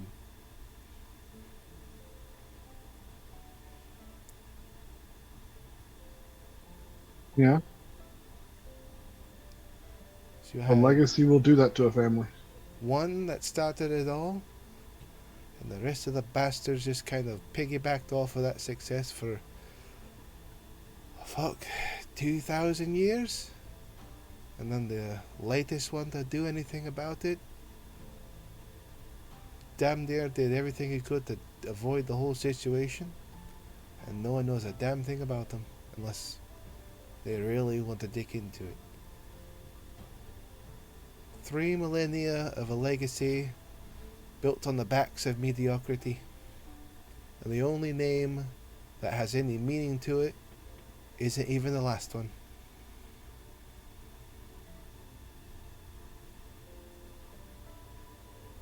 You want to change that? I prefer people know what the Zellas actually did instead of just living off the accolades of a few. Or at least let them know what happened with those few.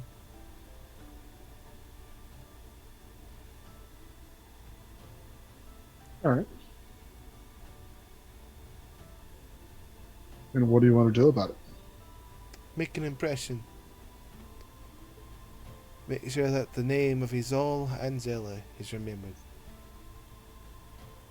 Don't give 2 shits about Axel. He just happened to be the first big one that's been known.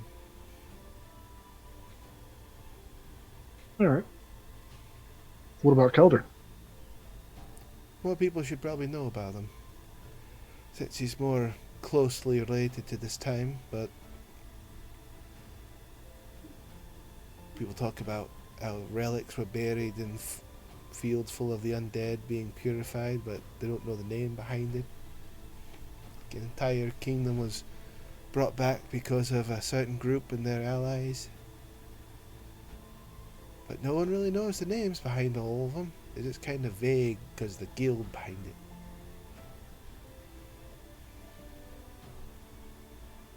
I want to be the next great one. You said you had a book of Yeah. their adventures? Well, it's the one mostly about Kelder. Axel's are more watered down through too many tomes to count. It's hard to tell which ones are even true anymore. This one is based off of a memoir. Do you mind if I read it? I told you I gave the last one away. We gotta get it mailed out again. Because they only have Ah. them up north. Okay. We keep forgetting to go to the post office. That's Then we on can do me. that. I was busy trying to get some magic items. But yeah. I would like to read of this individual. I would like to see what sacrifice he did. Because, as you said, somebody should remember. He's been forgot before. Might as well have someone remember him. At least remember what the whole group did. I mean, we ran into the symbol, the Hands of the Golden Forge. Yeah. That protected the whole kingdom. I made my travels from Moradun down here and barely even a whisper. Come this far south, not even a single person knows who they were. Makes sense, the problem was stopped before it got too big, but doesn't make the risk any less different.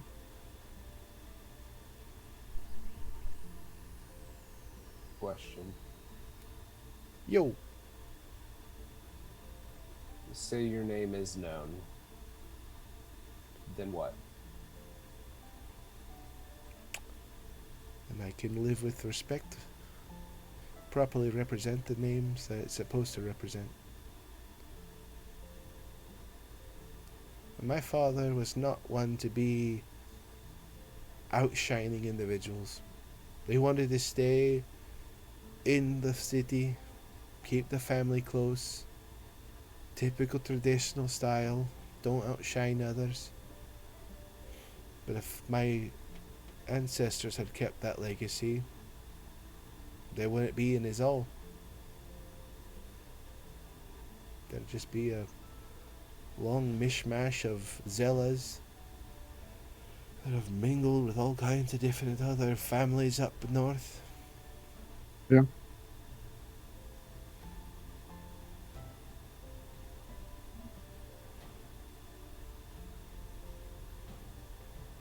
Are you proud of your name, Volrin? Or look around like, is it Diolov? That is correct. It's your first And- name. And yes, I am quite proud. I've never felt the urge to be known. I have always just been known. And there's a pressure to it. All of the expectations of those you know, your family, yourself. I've realized that while there is freedom of power, that power can also be a giant ball and iron that you're carrying. In a sense, being away has given me a part of freedom that I never once felt that I could have. So, just remember, when you find that fame, you have to deal with it. And you can't always just disappear.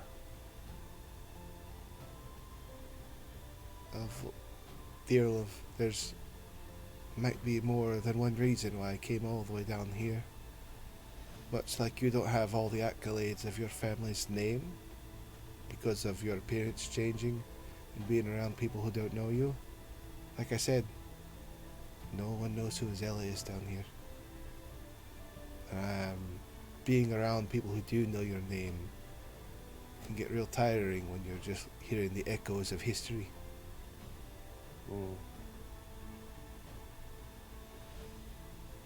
I get where you're coming from, and I fully support your whole decision. That's why I'm all about taking care of the family business, whether that means taking care of the family or taking out the family.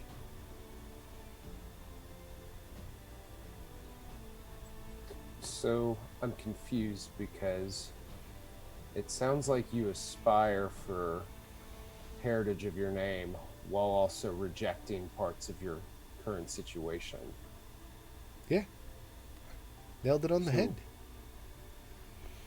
So do you think that no matter what happens, you are going to be left with a void? Probably. But at least we'll know I put the effort forward to try to make it better. Hmm. Do you know why your family is in power? You know the history of it, of how they got there? Or is it, Yes. imagine it's thousands of years later and your family's still in power, but now you don't really know why, or no one else really knows why. It's just kind of an always been fact, loosely based off of, oh, they're this family. They have some level of respect. The difference is mine wasn't necessarily in charge of anything. They were just kind of a name floating through history. I mean, I had private school. I was forced to go through all that damn shit. What was the point? I certainly didn't have the accolades that would require someone to have the intelligence to learn and go to those types of schools compared to other areas. But it was my history that let me do it.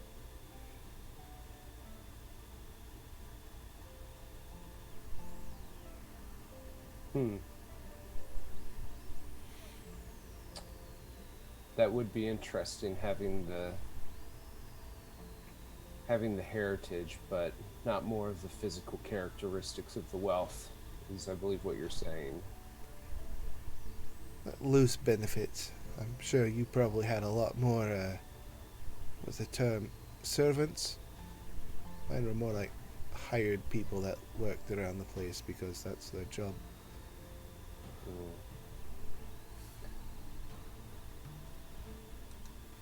It was nice having servants around.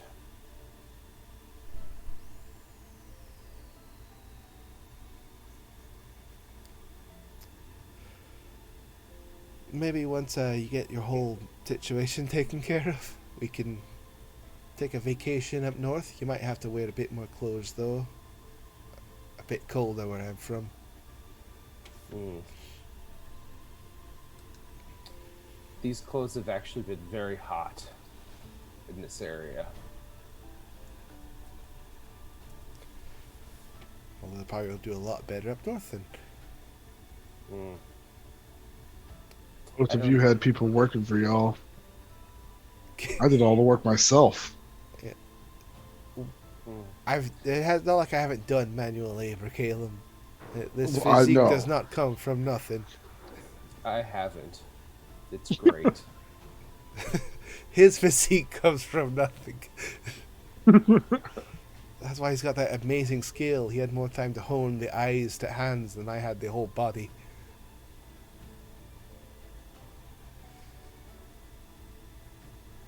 Oh shit. Volard, are we like two privileged people and we got like a poor friend? Poor friends. Yep. Well, we're poor privileged people with just regular poor people. Mm. They had to get my- like student. They had to get like student loans to go to school. Wait, what student loans? Yeah, let's. That's when you have to borrow money for it. People do that for education? The poor do. Does my family pay for my education? I think it was just probably provided. If it was Yeah, I anything don't like think mine. we- I just kind of you- showed you- up one day. Yeah, did you have to pay? I don't think I even paid. Well, they fucking just pointed me to a school and said, "Good fucking luck." Mm. Well, there were more words and like days involved in that, but that's the gist I got out of that process. Wait, you had to study in school too? What? Yeah, I had to study. Fucking test. It was like Catholic school. She had to wear a little plaid skirt too. Did you have like weird old ladies hitting you with rulers? No, but I did have servants who gave me the answers to all the exams. Fuck, see, that's the difference between you and I. Like, that's the true upper class, and then the upper class that is just kind of there. Did you not have a gymnasium named after yourself upon graduation? Well, it wasn't named after me. You had a Dear Love Gymnasium? That's not even a good name. Hold on. Don't be rude. It was less of a gymnasium, it was more of just an arena where he could go and see these poor people fight. When I graduated, they named a corner of a mine shaft after me, but that was just more of a tradition. Corner of a mine shaft? Yeah, they could, when they're digging, they're like, oh, we got a new tunnel, a new vein, we'll dig this one out. It happens a lot, so they'll name them after certain ones. And Has anyone died? I don't Anyone fucking know. after named? After I after you? graduated, I got the fuck out of there. Hmm. I'm sure my picture is still up in all of the hallways. Did you have a lot of trophies? I wouldn't know it. Were you a letterman? Yes. Did you have to compete for these lettermans? Oh, yes. I'm just imagining Eric taking down notes of everything that he's just putting in his town that he is from. This one weird ass school. It's a Fab private and I school. have already discussed It's private plenty. school. Of course I earned my merits at that. Have you not seen my prowess with the bow? Yes. So I assume if there's anything Yeah, some talents were beyond, not bought. beyond like the archery skill, if I see something on there for like theater arts, I'm gonna question it. I saw your acting firsthand. I had a one-man show one semester and everyone clapped. I was given a bouquet of roses. I Huh. believe I have the talent. Are you saying that I was lied to? I'm willing to put money on your family paying an entire gymnasium full of people to clap for you, and then the price of a bouquet, based off the stories you've told before. Yeah. But I do say you are quite the shot. That is That could have also been a reason why everybody clapped. that is a depressing thing to think of. Well, More reason to kill him. so, but also a sweet gesture by my family. Maybe they do love me. Or their name. Oh, that's not Chugs more cognac. I'll drink to that. So, yes, Caleb, that's the story of my name.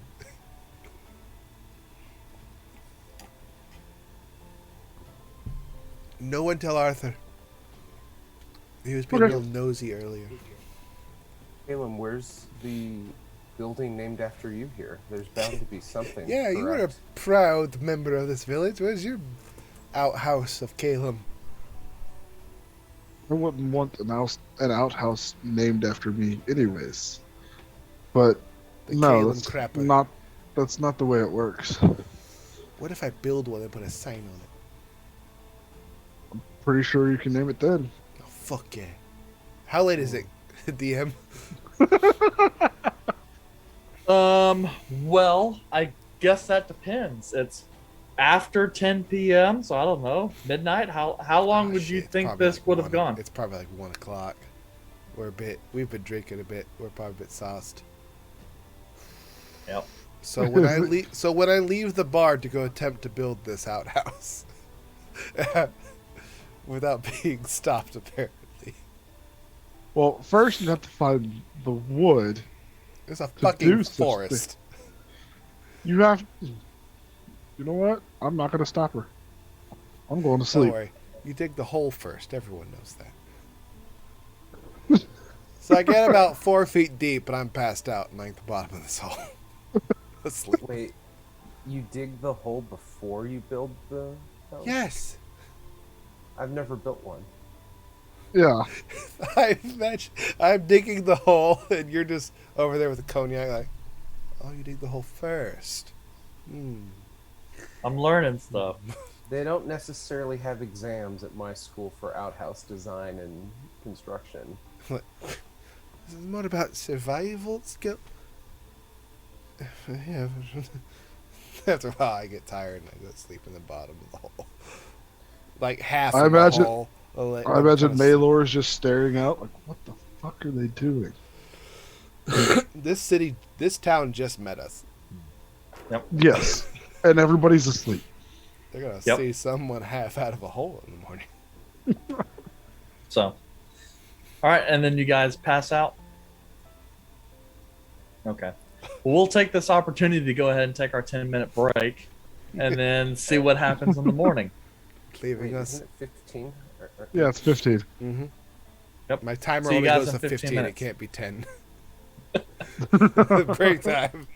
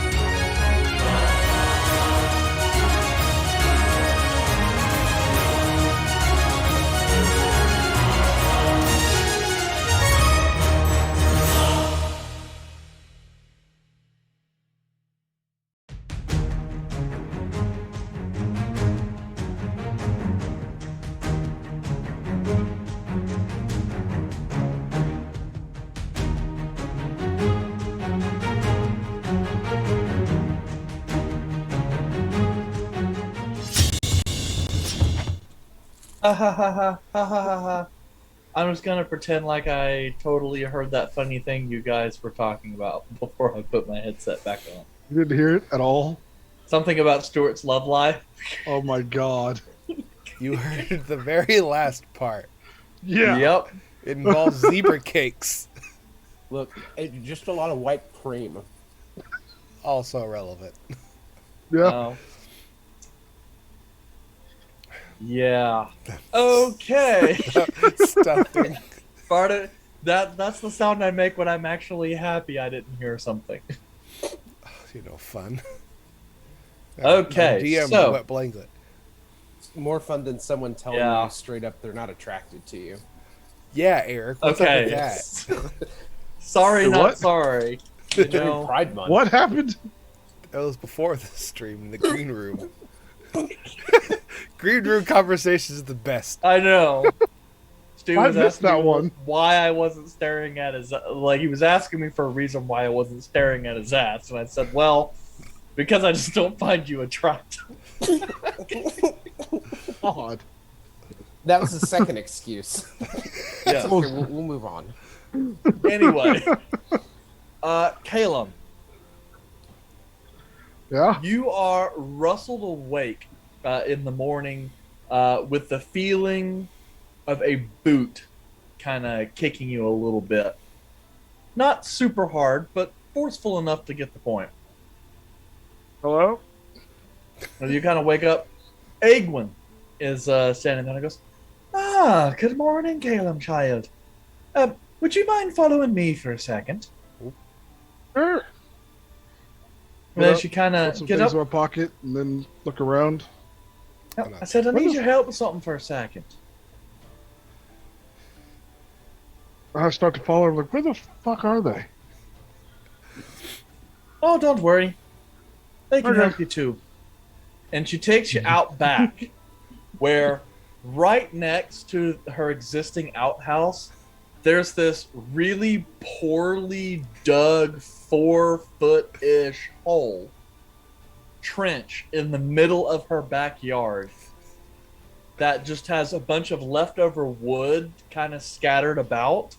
There's like some nails poured out on the ground, and there a wooden mallet off to the side. And you kind of hear the sound of snoring from inside the hole.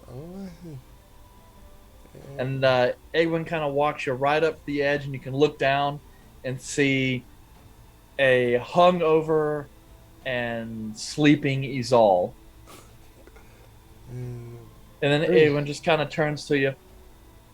"Now, Caleb, child, Fuck did he? I know you and your friends are not here disrespecting my house. No, we are not here for that. Well then, I expect you should get your friend up and fix my yard very quickly, or else you're going to hear about it."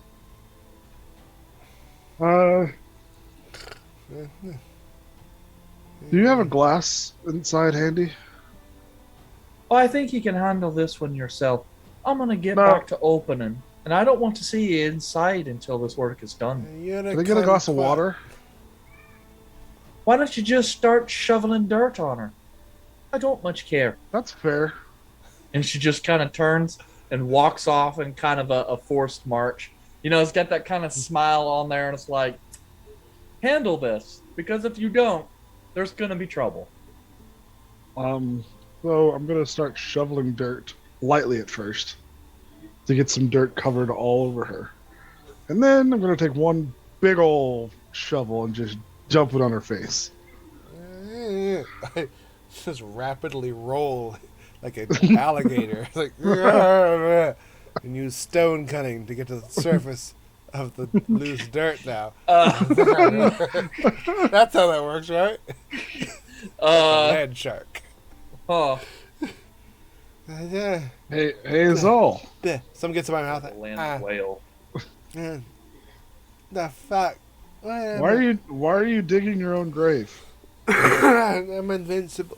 Look up. Oh god, who turned the light on so fucking bright? Why are you digging your own grave? Because if this isn't filled in within the hour, this will be your grave. God, is that you? You sound like the fucking nerd. I am God. Uh, I'm going to cast dancing lights all around Izal's head. oh, God. It's bright Is out that here. better? No, I'm just going to close my eyes. No, I'm going Alright. to shut off the lights. Doesn't matter. It's all dark now. I have dark vision. I'm still blind. Fuck. What's going on, Caleb? Why is there You an dug a echo? hole. I read it. Oh. What? Why did you dig a hole and then sleep in it? Where did you get nails? You know? I don't know. Hold on. Let me get out of this hole. Let me help you up. Okay. I look around, see all the wood and like the scatters. Like, oh, this is a real fucking shit show. And then there's a piece of wood with it sprawled on it. Caleb's outhouse. It would've What said, the fuck is this? It would have said Caleb's crapper with a K as the crapper part. Okay. It so wouldn't have says, spelled correctly either. It just had like the K and the K were definitely right though. okay, Caleb's crapper. What Huh. the fuck were you doing? Alliteration.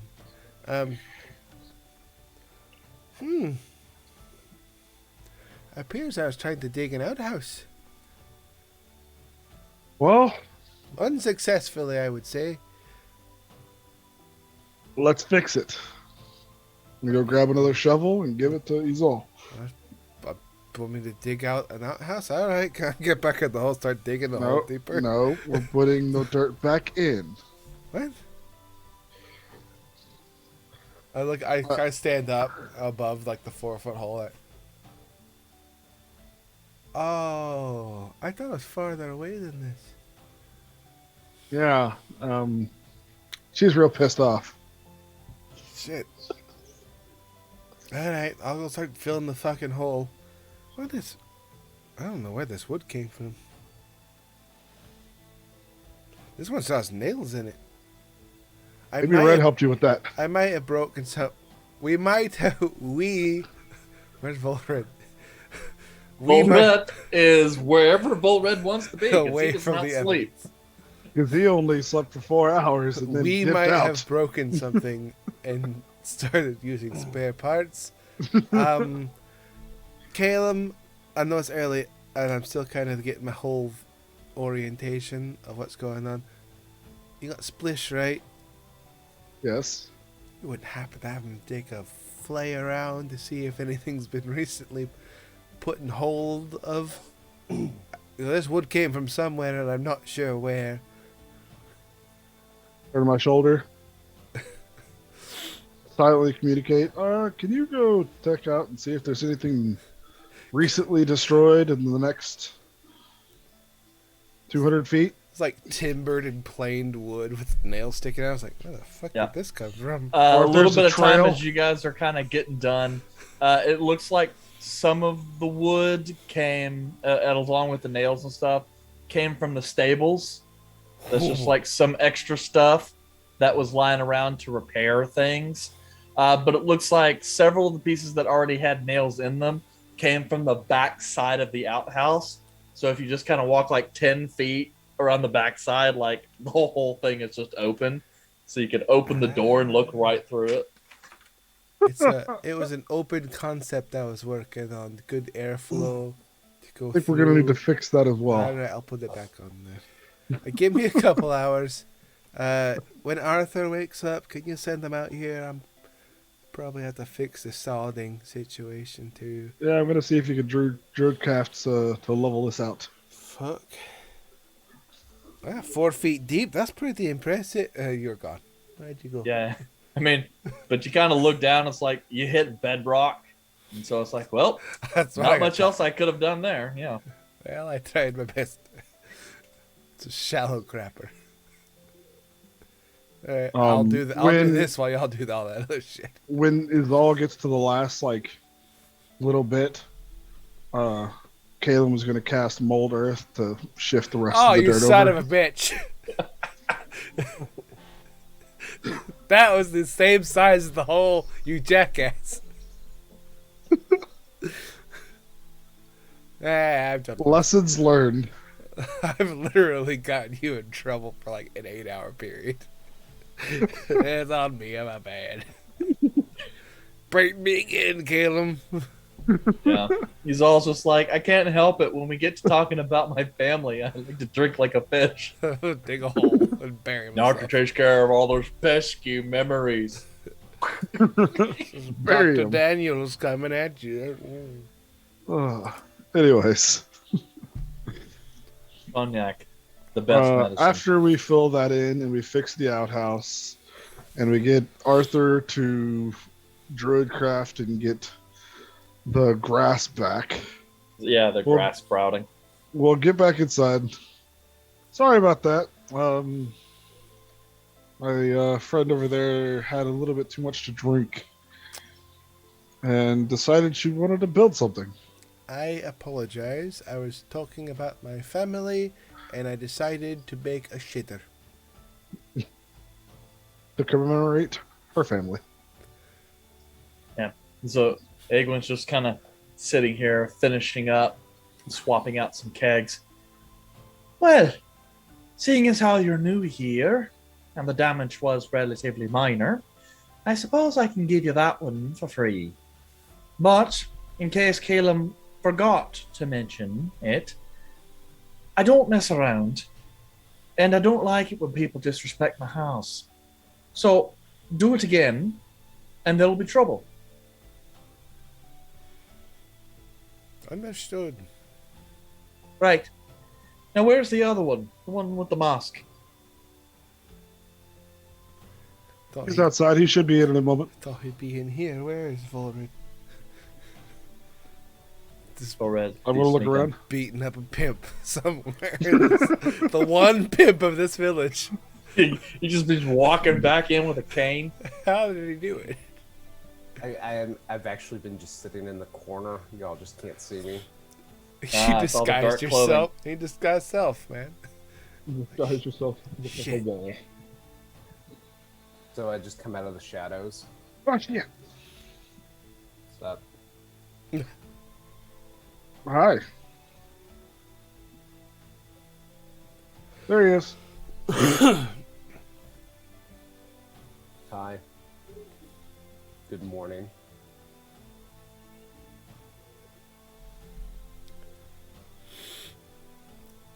We should probably get going earlier than later. To Yeah. create Well- the wizard. Anyways, sorry about the trouble. Glad it's fixed. We're gonna go ahead and head out and see if we can head up to Alderham. All right. Very well. Get my best to the old fox, and well, and she kind of looks over to the rest of your party. Good luck. Will do. And I'll head out. Okay. All right. So you guys depart the village of Yeldor, heading west up into the Wrenwood, along the northern end or edge of the Weeping Stones. The name for the large mountain range that dots the center of this island. As you guys make your way along the trail, I think it should only take you guys an hour and a half, 2 hours max, along a fairly it's pretty much an incline the entire way, but it's kind of a lazy incline. So you guys, after walking like an hour or so, you start to feel it a little bit in your calves and thighs, but not enough to make you guys need to stop for a break. But as the trees kind of break just a little bit, you see little bit sections of the trees break for small cottage farms. Start to pop up from place to place. Before you come through and you see this kind of large water mill that seems to be turning through as a large kind of tributary or stream from the mountain is cutting through this section and heading off into the forest. As you kind of glance through, hopping over the little bridge into Alderham, it looks as though they're kind of loading in grain and such to get the last of the milling done, and prepping that as well. Kind of pulling out the old grain, deciding what they're going to need to plant for the new season, and then milling down the rest into flour. Since you guys only have just under 2 weeks left of winter, and then it will be spring. And so as you guys kind of reach Alderham, as Caleb said or mentioned earlier, Alderham is noticeably smaller, easily half the size of Yeldor. The people here kind of glance at you as you kind of make your way through. A couple of them kind of, their eyes lay onto Caleb just a little bit, but no one approaches you as you get there. You see no evidence of any kind of shops or marketplaces or anything like this. There is a well in the center of the town. Other than that, everything else just appears to be houses.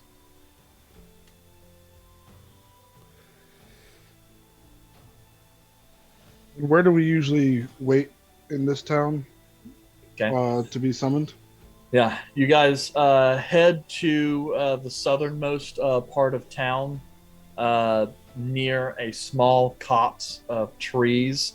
It looks as though something used to be there, like a cottage or something, but it is all kind of burned down except for some of the stone foundation. There was what looks like a large tree that would have been out in front that's been kind of cut. And you get it's just kind of off at the edge of town, and you guys kind of await there. No more than a couple minutes, though, as Caleb, you feel pressure up against your back. And as you go to move, you hear the slight jingling of bells as you look and see this kind of really long furred, kind of gray and white tabby cat. All right. I look through these all and read. Looks like we're being summoned. What? Huh? Yep. And the cat just kind of sits down, looking at her. That's a fucking cat person. Let's follow. Cat kind of wheels around, just kind of jumps down and starts walking off into the woods. We're following a cat. Are we sure this is the cat we're supposed, like the signal? Yes. This is how we get there. I like a Volred. If we get out of sight of this cat, we will be pushed out somewhere else, and we'll have to go about this again. Chasing the fucking cat. All right, let's go. Okay.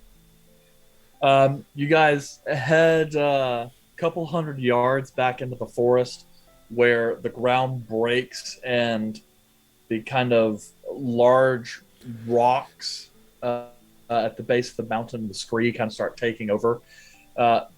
Caleb, you find a very familiar kind of narrow switchback staircase that goes like a straight 45, a little steeper in some cases, only about 2 feet or so in width, just kind of going up the side of the mountain.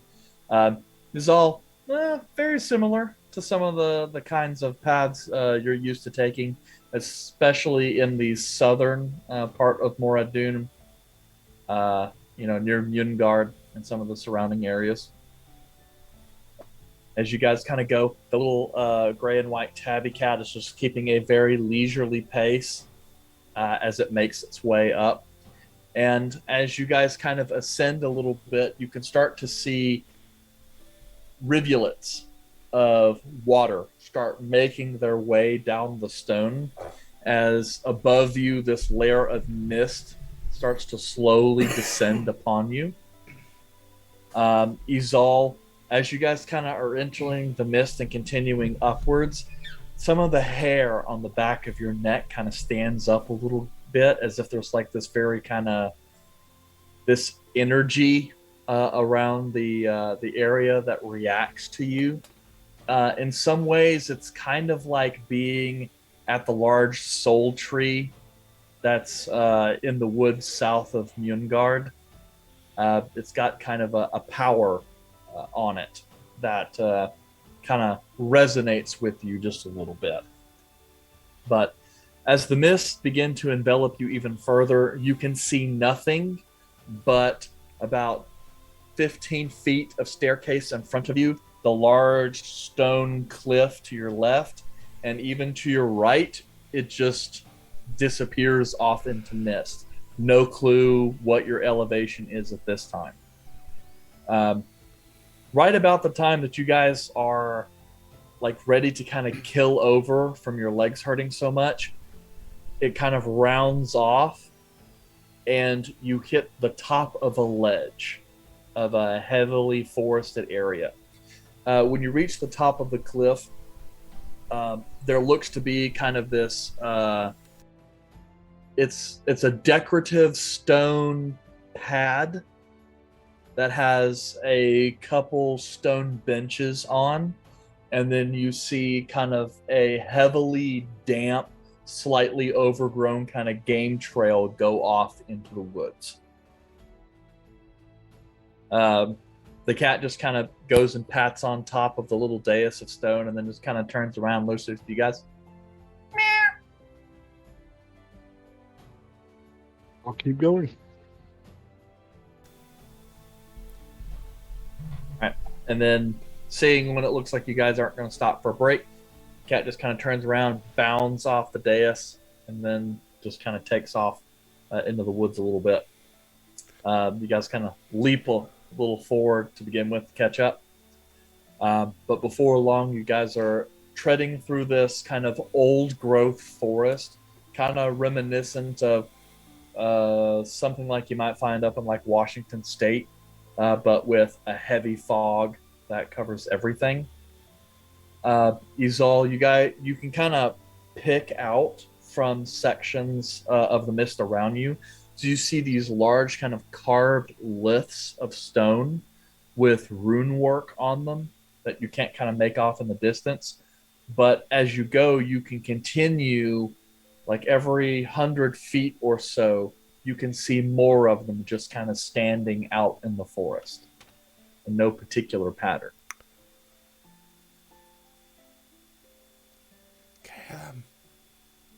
Yes. This forest is weird. Yes, it is. It's got like mage stones out in the woods. This place is very heavily enchanted. I would ask you how long this is gonna take, but I'm gonna guess you have no idea. No. It feels different every time. How you holding up? We've been walking for several hours. Like, I'm very tired, but I would rather just keep pushing because I'd rather just get there. I mean, I feel pretty okay, but I'm just making sure that your body just doesn't suddenly collapse. You know, that it's frail joints. No, my body has gotten a little bit better at dealing with constant movements since I've been with you guys. Alright. But it's still not good by any means. But I'm better than I used to be. How are you doing over there, Red? Tiresome keeping up with the pace of this pussy.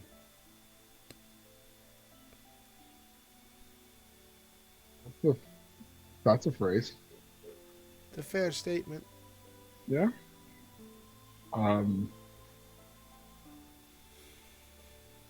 But yes, this place is warded against many, many things. Why? I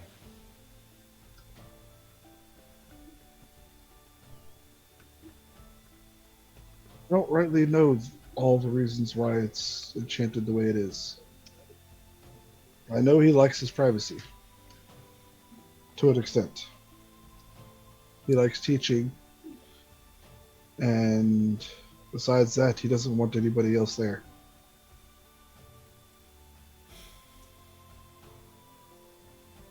I can notice this. My legs well- hurt, Caleb. Let's go. Caleb, you would know that the stone liths predate Elden Boss by a long time. He found He- a he creepy is- forest and said, "Hey, this is a good place to make a Uh, temple."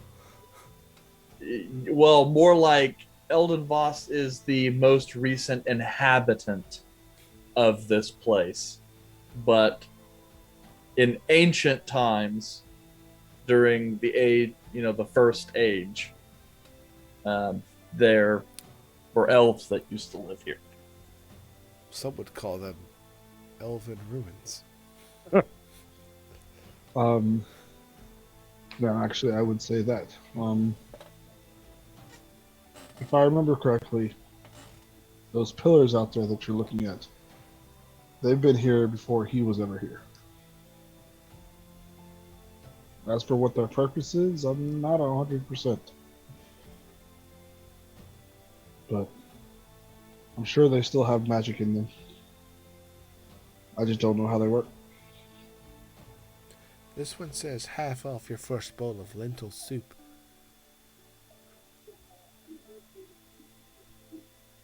Pretty sure that's what you got at the last tavern. This forest is weird. I'm seeing things. Yeah? So, as you guys press on, Caleb, you start to hear a sound come through in the distance. One that heralds the approaching end of your journey. And that is the sound of another distant waterfall. As the trail before you kind of suddenly becomes like stone, like a stone path, it kind of abruptly ends at this stone veranda, like a balcony, that as you guys kind of come up to the edge, the rails are kind of partially collapsing, but you can look down, and as the mist kind of part a little bit, you see a wooded valley with this, it almost kind of looks like a palace lies nestled down in the bottom of this valley with these kind of large spires that go up hundreds of feet into the air.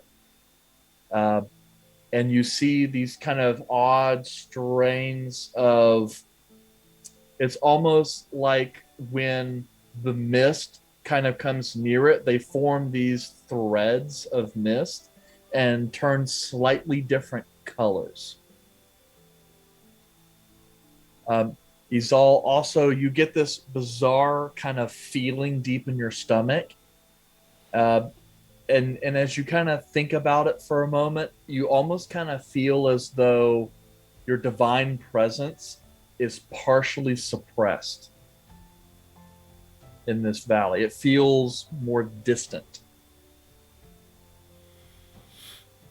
Here we are.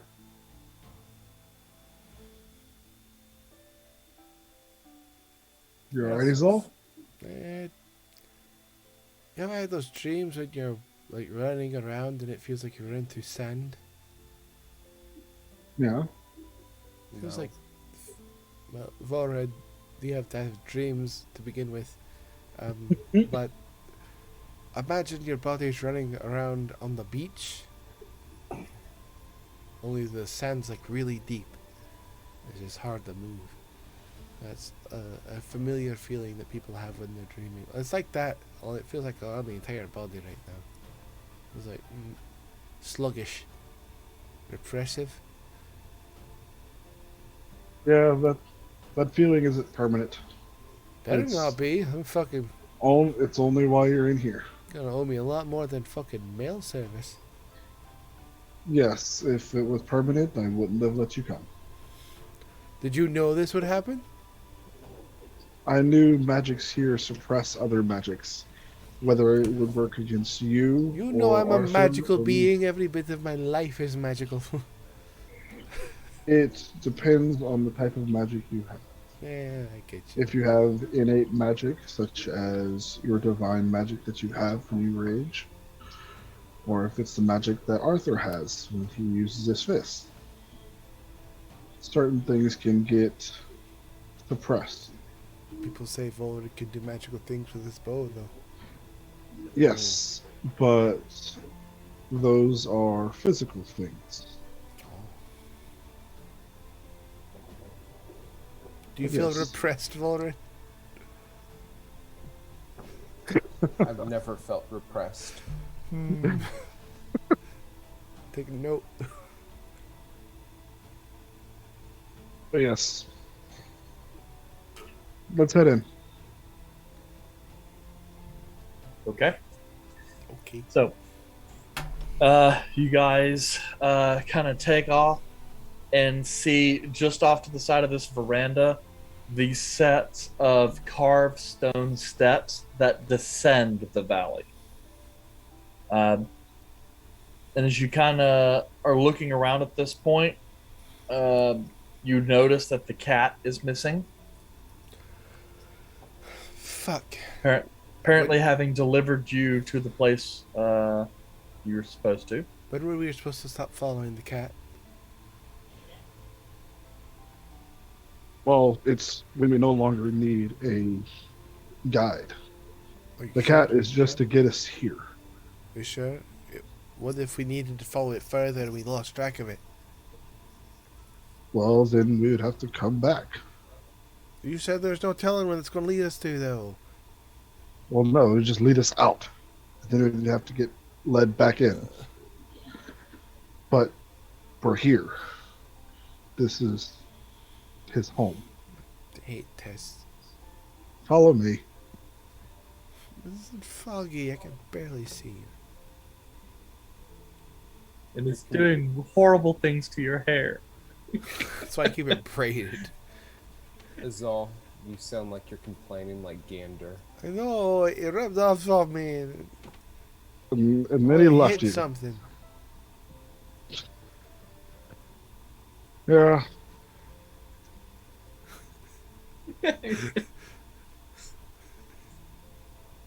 Okay, so as you guys descend the staircase down at the bottom of the valley, here as you kind of make your way through the trees, as that forest line kind of comes up beneath you, you start to notice these trees are incredibly large. They look so small from up there on the veranda, but from here, these trees are several 100 feet tall, and you're not entirely sure how old they are. These all, for like reference, they're not quite as large as the soul tree near Yungard, but they're kind of similar in the sense that they're absolutely massive trees. The only way something like this could grow to this size is due to magic. Volred, bizarrely enough, like you're feeling like this tingle all throughout your body. It's not quite it's not like scratchy, but it's almost kind of like someone went and rubbed like cortisol all over your body, and there's just kind of this slight numbness as your nerves kind of just come between. Oh yeah, we're still working, but we're dead. We're still working, but we're dead. It's a very bizarre sensation. And Arthur's just like, oh my god, there's so many trees everywhere. There's trees everywhere. Ain't no need no druid craft here. You know, Mama says you don't go walking into the forest at night following no cats. It's probably You don't true. get eaten. Go follow no cats in the forest. I imagine. It is like, you don't have to go to the forest. You find some house made of candy, and if that happens, you don't eat it because she's a witch. It's I like, I swear to imagine- God, Caleb, if this person we're going to has a house made of candy. You know what's the worst part? Without Ari here, like we don't know if that's what he would say, but I feel like it's potentially there. The potential is there, yeah. Yeah, I feel like it's reasonably close. Sean, when he Vorad's- reviews Vorad's this, he over- can critique me. Vorad's over here getting rubbed by icy hot without the hot. Just the icy. Just the icy part, Yeah. the good numbing part. Like, ooh, it's nice. Cool. So, about another half hour of walking or so, and as you're kind of making your way through the forest, you see Izal, the singular lifts are now replaced by these small kind of stone circles that you can kind of see out in the way. These are larger structures and there's fewer of them. But you also happen to notice like there are stringers between the trees that have these kind of scraps of long cloth that drape down and just kind of billow back and forth in the wind. They're multicolors and seem to have some kind of almost elven looking script on them. And you think you can even hear there's like a certain musicality to the wind and stuff around here. Maybe it's distant wind chimes or just the way the wind goes through the trees. It's kind of like the Whispering Towers that you guys were at previously with Sabile's place, only instead of weird moans and whispers, this is more like music. Caleb, Yes. this is weird. Weirder than the last forest we went through? It's a different kind of weird. Yeah. That was like dead thing weird. This is like not everything is not dead. Everything is alive in this kind of weird. I did tell you that this is a super weird place.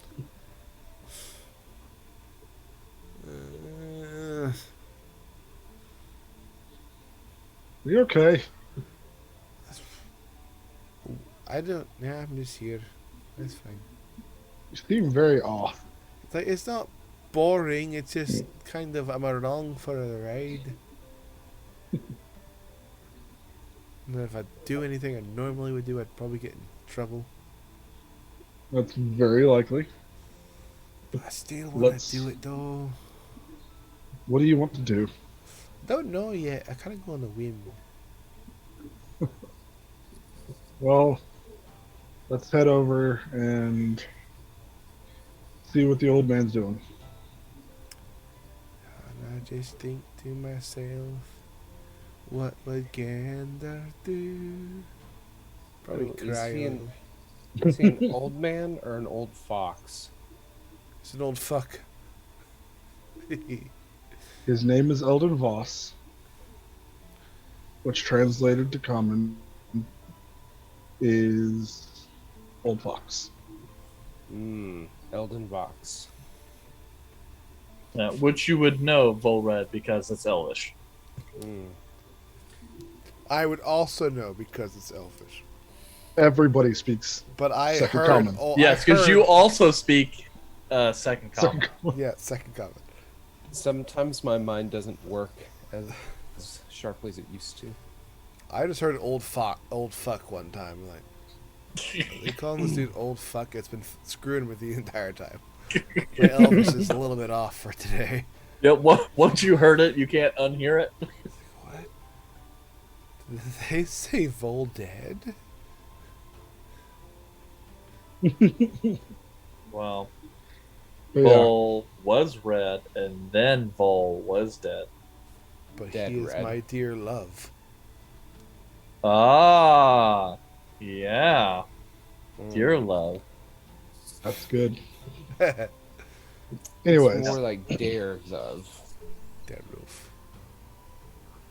Anyway, Flammable. So, you guys start to reach the edge of this kind of low stone wall that's mostly collapsed and is overgrown with vines and flowers and other vegetation. As you kind of pass through and start to see the grounds of this palace open up before you, it's in really rough shape. There are lots of sections of the palace that have kind of collapsed, and so uh, it looks as though it has been ravaged by time, though surprisingly not as ravaged as you would have expected, given the amount of time this place would have been sitting dormant. I don't know, magic or shit. But as you kind of approach, Caleb leads you off to a side, which has kind of this large overhang near one of the towers on the far side of the palace that have these kind of large multicolor canvas tops that just kind of reach out and cover everything.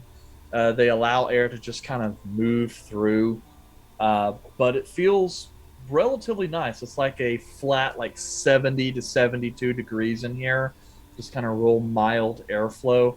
Very comfortable compared to some of the recent weather. And as you approach, there's these kind of carpets that are just kind of laid out with these large kind of pillows, kind of like Middle Eastern style.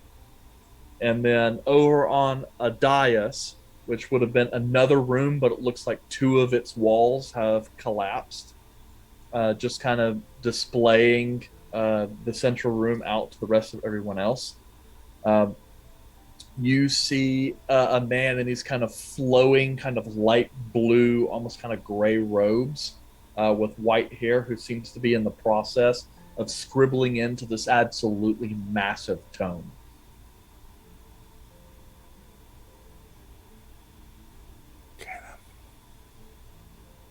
Yes. Is that a nerd? Did you just ask if that is a nerd? Our nerd. Gotcha. Technically, Caleb's your nerd. It's different. Sure. Yes.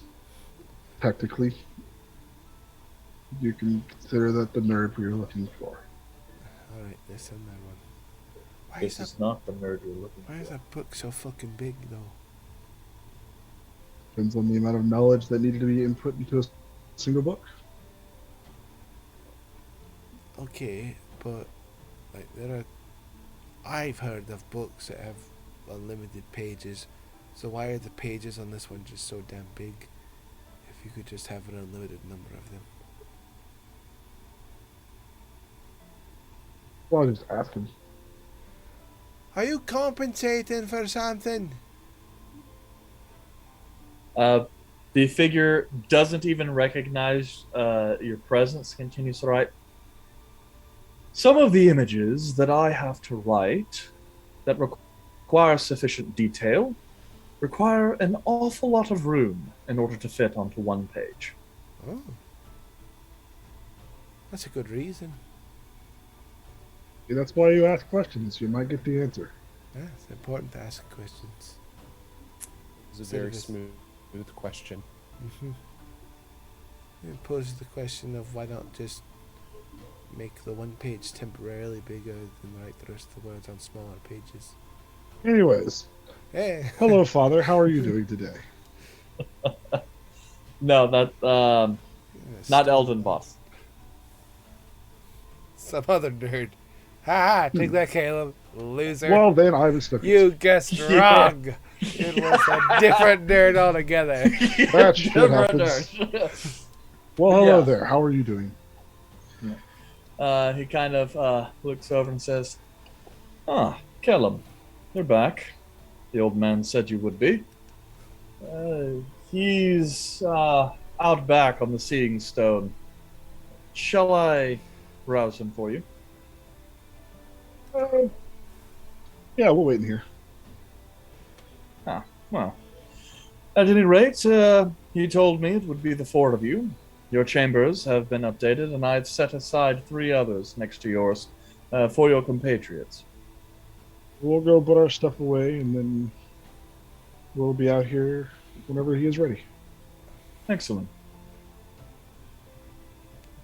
So, Let's go put our stuff away. all right, Caleb, lead the way. I don't know what any of this stuff is.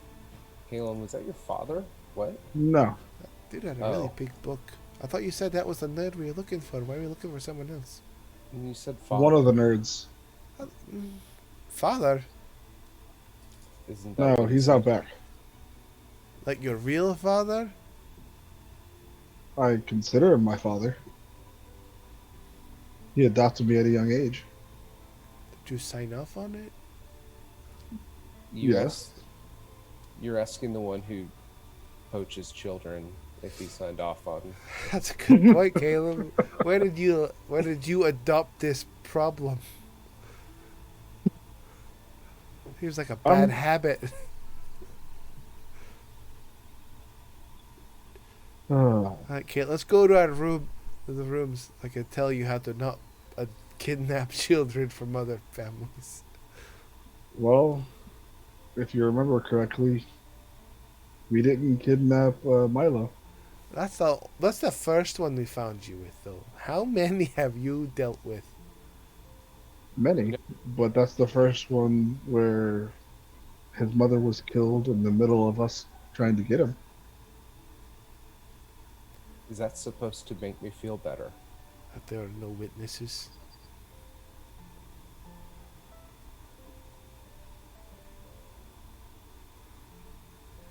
Caleb, Yeah. So, how many children have you brought to the circle? You dozen?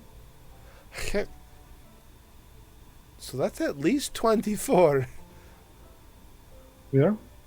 Okay. Well, I've been doing this for years. All of them voluntary? Yes. Okay. Milo was the only one that actually became an orphan in the middle of it. But yeah, they were all voluntary. A lot of them could have been ones that tried to get into the Lyceum and didn't have a big enough spark to get in, but they still wanted to learn magic. So we took them in. Alright. Let's go. Why'd they give us separate rooms? Because there's many rooms. If you wanted your own room, you could have it. What's your If you want to room? share rooms, you can. What's your This room is look quite like? fancy. We should not complain about it further. I want to see what Caleb's room looks like, though. yeah. Very Kind of. Well, Simple yeah. Kalen says to this. very simple, but as you guys walk in, it's almost kind of like a Disney palace. I guess you could see it's this kind of large, like 30-foot by 30-foot room that has like these old carpets and tapestries kind of lining the walls. This massive, like 4-poster canopy bed. All the stonework in here is carved in like nature motifs. And then you go off to the side of this really nice carved fireplace that's got a fire in it. He's got a kind of a window that's stained glass, kind of in Gothic art style. It's partially opened out like into a garden, and he has like a private terrace, and then like a seating area, and then a room off to the side that's a privy and bath place. And there's just like books and papers and all sorts of stuff just kind of stacked up against like all the really expensive looking shit is just kind of cluttered everywhere. Not pictured Arthur's having a conniption fit. He's like, Yeah. "This is your room? I got to listen to those rich ass." Oh, he was asleep last night. Never mind. Missed that conversation. Yeah, and the rest of y'all's rooms look similar. though not as lived in. First I would have judged Caleb for one. Ah, yeah, real simple. Simple compared to the palace. Oh, simple. You're right, Caleb. I understand, Caleb. You're smart. You keep your mouth shut about nice things. I see how it is. We won't judge you, Caleb, not one bit. Let's go check out our rooms. Leave him to his simple room. Yeah. Oh, they're all like this. Okay. Yeah. Simple my fucking foot. It's Then nice. I'll put our stuff down and get ready, and then I come back Put out with the down whatever- exact same gear I had when I walked in. I didn't leave anything in the room. Okay. Eh. But as you kind of descend the large stone spiral, not really a spiral, but like a quarter turn staircase into this section, which would look like been like part of a ballroom. The old man from earlier just kind of glances off to see before he continues writing. Well, the rooms to your liking. yes, Real simple. pretty much just the way I left mine. Well, there's enough rooms that are in the palace that we don't need to share. How have you been since I've been away? Oh, reasonably well. We had a new recruit arrive, I'd say about a month or so ago. Presently out doing some spiritualist training. They'll due back to arrive at some point. To be fair, there's not a whole lot we can teach them at this point. It's more the young child is a sorcerer, and unfortunately, his magic is a bit volatile. And y'all are trying to get it under control?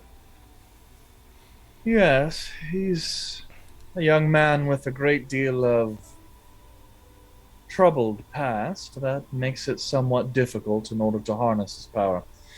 Nonetheless, we'll handle it, and when he's ready to actually improve on his power, we'll likely send him off to another Ruka. Understandable. I hope you're able to do something, because I know when magic tends to go awry, things can get very complicated very quick. Well, yes, but such is par for the course for sorcerers. And to be honest, part of the magic of this island is, in one sense, an agitator, and in another sense, a calming effect. So, I can we see shall that. see. It's introspection and perspective the child requires at this time. Yeah, So- well, good luck in figuring out ways to control it. Hope the young man improves. Oh, I'm sure he will. I'm teaching him discipline, and Master Eldenvoss is teaching him the more spiritual aspects. You know the drill. As is par for the course. Indeed. So, as you know, it is not uncommon for more troubled students to end up here. Yeah. And the spiritual part definitely tends to help them in the long run. Indeed. So, What is your Master travels? Voss? They've been rough at times. Sometimes good, but recently we've managed to stumble a little bit. We're coming here to see if we can get some. Yes. And kind of glances over to Volred. I assumed the masked one is the individual in need of assistance. Is he still wearing the mask? I have a question. No. Volred stopped wearing it. Oh, you stopped wearing it? He's been looking creepy the whole time. But he does have the hat of disguise, so it's really up to his opinion on what he looks like. He has said multiple times he's not using it yet. He's Not using it yet. all cool looking. Yes. So, in which case, you just kind of. Yes. Very easy to figure it out. Yes. Definitely in need of assistance. Yeah. But we're hoping to see something about that. Hopefully we're able to do something. If not, find alternatives to try and help. Well, if this curse is indeed magical in nature, then the mythal surrounding this place should handle it, to an extent anyway. So long as he's here. Yeah. I'm wondering if there's a way that we can stop it permanently. Depends on the source of the corruption. Yeah. But again, that is what we are here to discuss anyway. Yes. So, he kind of flips over to a new page, kind of takes this large kind of page divider, sets it down. All right, good sir. If you wouldn't mind giving me the details, anything that I might be able to use in order to establish or delineate the manner of your curse. Yes. I was shot with an arrow. Unfortunately, I did not see by whom. And in honesty, I didn't even see the arrow. That is what I was told when I came to. My skin immediately was in this condition. I suspect foul play from my family, but it's not confirmed.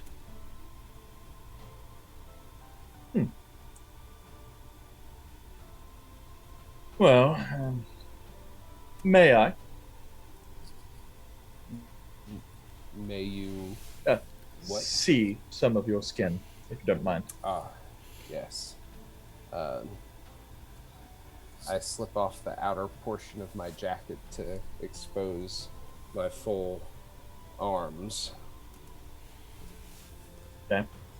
And he kind of reaches forward, kind of takes a look at the skin a little bit. The Slim Jim. The Slim Jim, the meat log, deep smoked and aged. The Dietz and Watson platter over here. Yep, big old loaf of salami. We could go on. And so the individual kind of takes the arm a little bit. Does the pressure hurt? It's an interesting question to answer when sheer existence is pain. Well, yes. There's a sensation, yet I will say, since I've been here, I've been experiencing a sort of different feeling. Though there is, small amounts of soreness with pressure, which is usual, there's a more electric feel, if that's to describe, more titular sensations than what has normally been occurring since I've been here at the palace. Well, that is certainly good news. I am not a master of healing by any nature, but I suppose I could try something. And you see him kind of flick around and very quickly kind of gesture and draft a pattern of an arcane sigil. And as he kind of presses the sigil onto your skin, you feel a warmth shoot through your arm. And it's almost kind of like your skin goes dry and like cracks a little bit. And then you guys kind of watch as like pieces of Volred skin start to flake off and then kind of burn away. It doesn't hurt, but you start to see red, though new skin appear underneath. And in just a few moments, large sections of your arm have kind of returned to this kind of raw skin.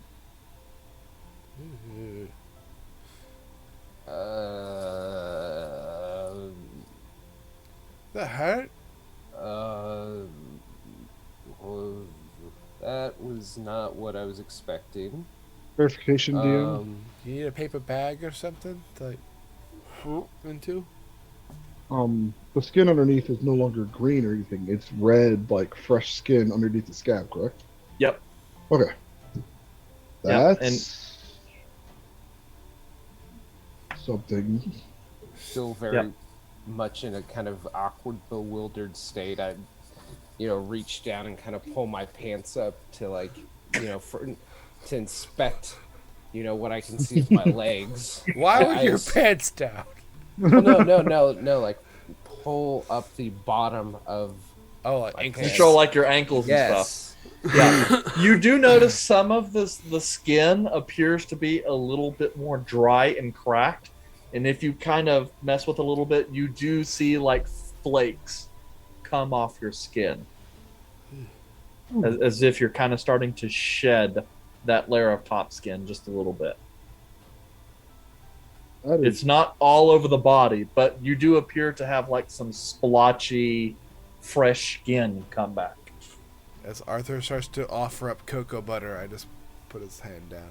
Like, no, that's not time for cocoa butter. Impressive. Yep. What did you do to me? The old man kind of looks and goes, "Oh, well, that's encouraging." Is 15,000 it going to continue? Is it going to continue getting better, or is that something you're going to have to do on a regular basis? Multiple times, unfortunately. But I suppose we'll see how long it will take the corruption to resurface. It's a pretty standard spell to remove curses. It looks as though while it might not be able to completely remove the curse, it can at least abate the symptoms for a time. DM, did you say this was a healing spell or like more Yes, specifically? what was it? specifically it's the 3rd level spell, Remove Curse. Okay. Taking notes. Yep. Which can be cast by a variety of casters. Okay. Now let's say, hypothetically, if his arm was removed and the spell was cast on him to, say, regrow the arm, would you think it would be unaffected by the current curse, or just delay the cursed effect? You mean like a powerful healing spell? Yeah, I heard one about being able to regenerate or reattach foreign limbs. So if you cut off the arm and grow back the arm, would that like make it not affected by it? Well, that is a very interesting question. The spell that I assume you're referring to, as I am a wizard, I suppose it could do a lot in terms of taking care of this curse. As for curing it outright, I wouldn't know. It's that kind of magic is not within my skill set.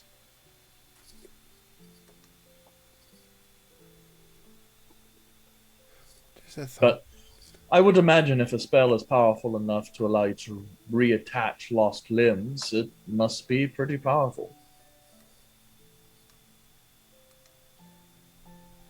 Zal, I appreciate the thoughtfulness, but I would not like to hear about removing of my limbs in this current position.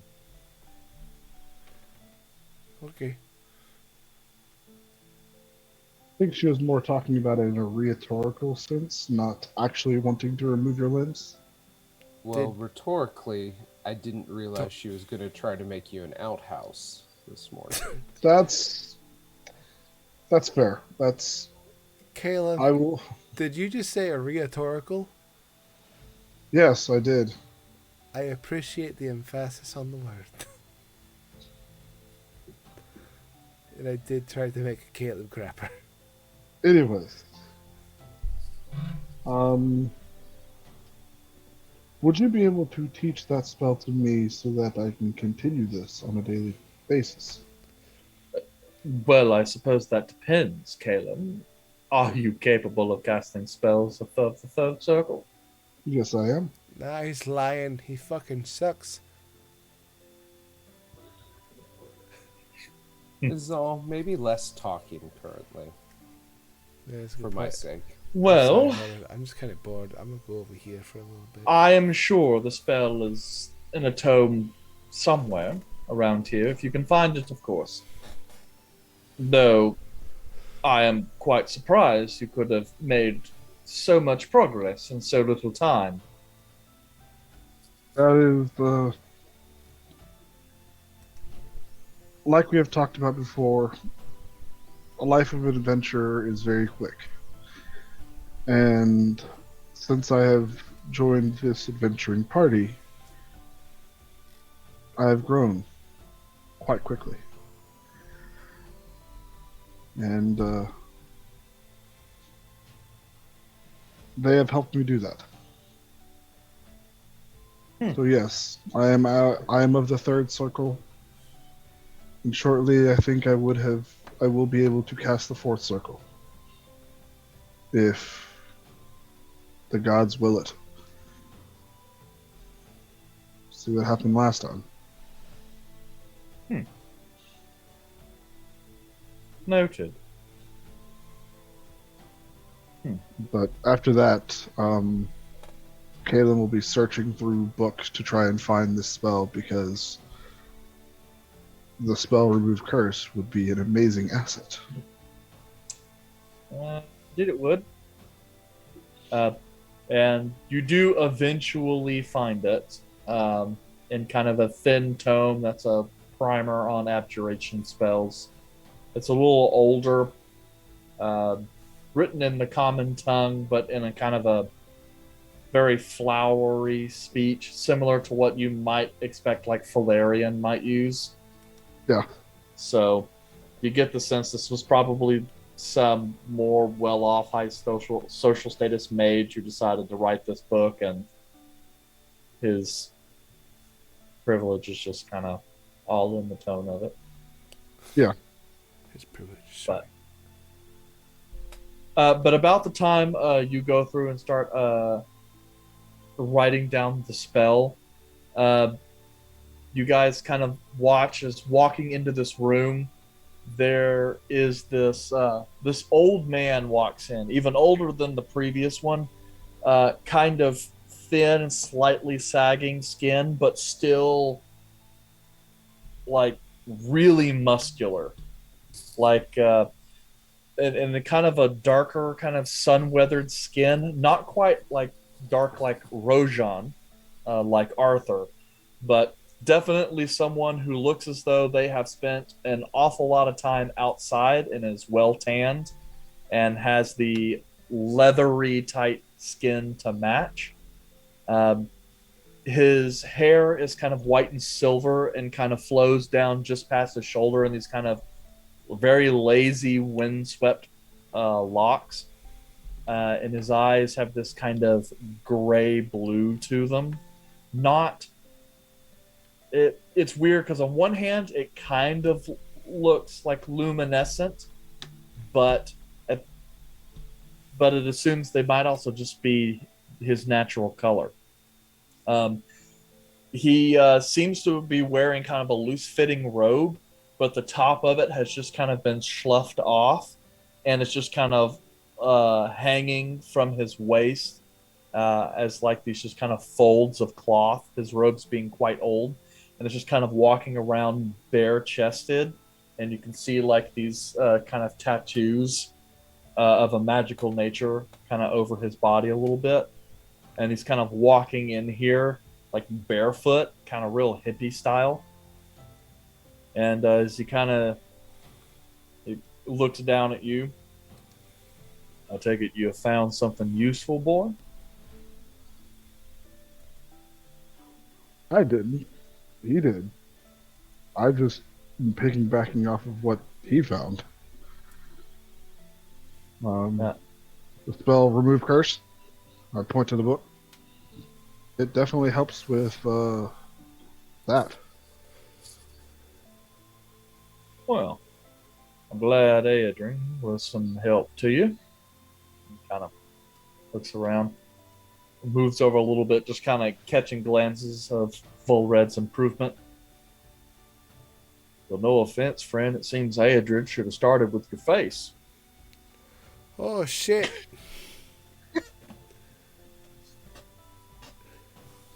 That's fucking mean. Well, he kind of looks over. That is the part most people see. And so if we were going to help him, might as well give him the best help we can right off the bat, huh? Well, you Come should on, have like Cal. started like a softer approach than just like, hey, your face is fucked up.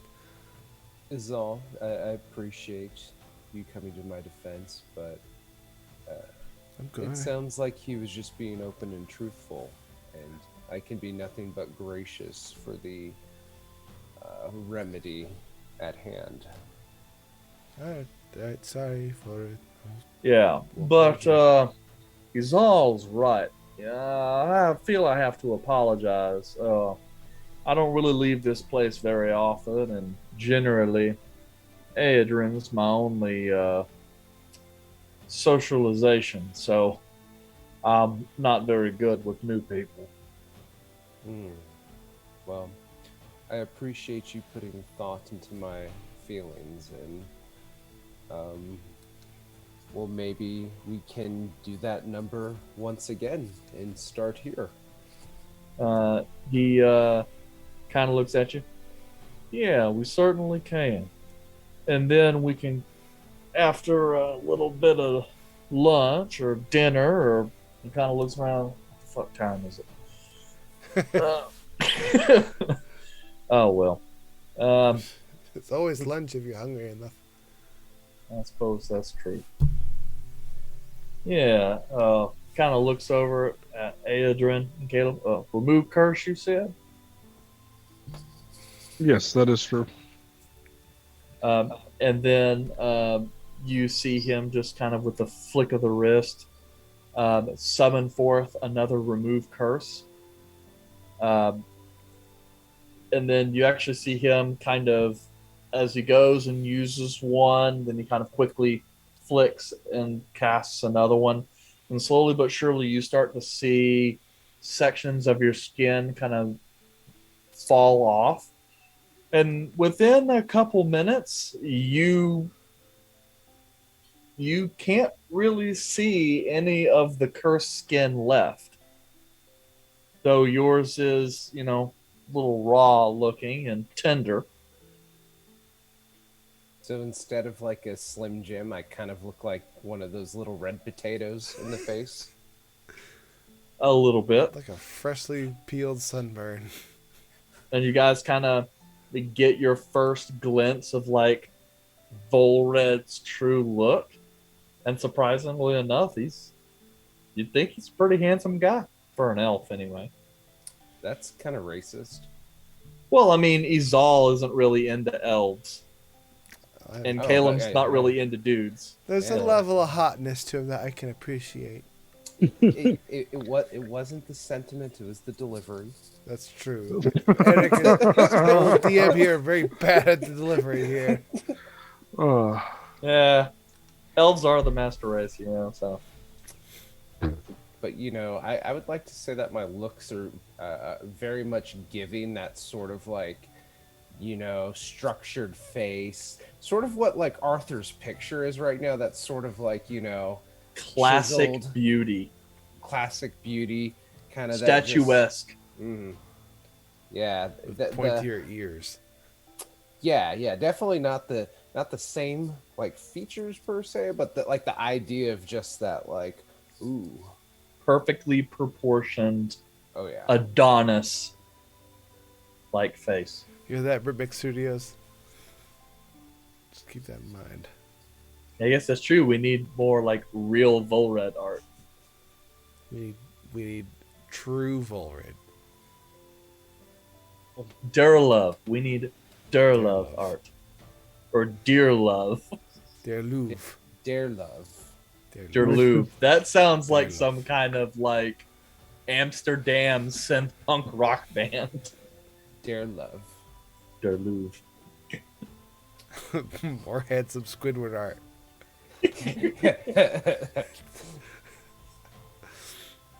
Glad we finally get to see your face. Yeah, it looks the same to me.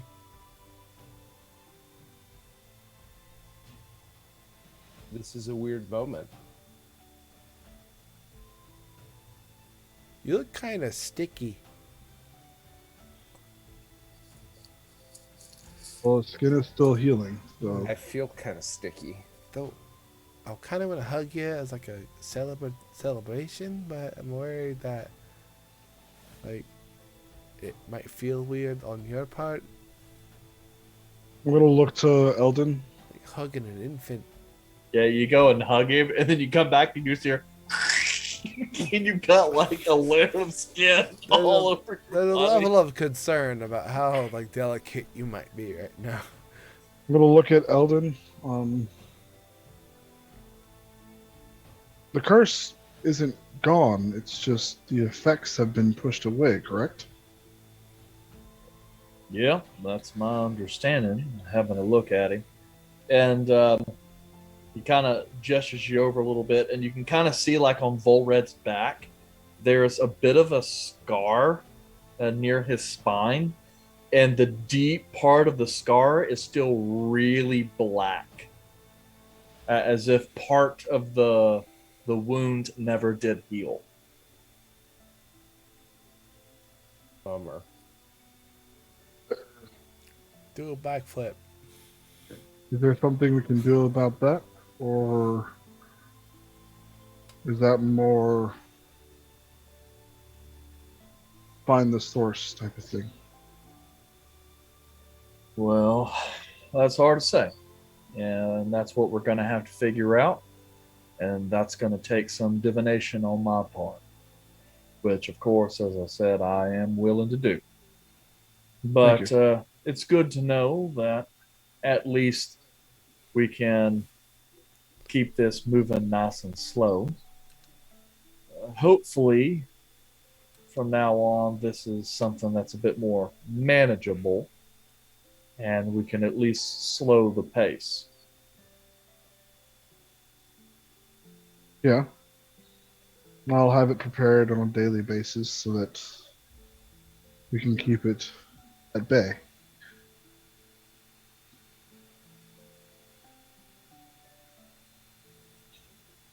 I want to try and help him.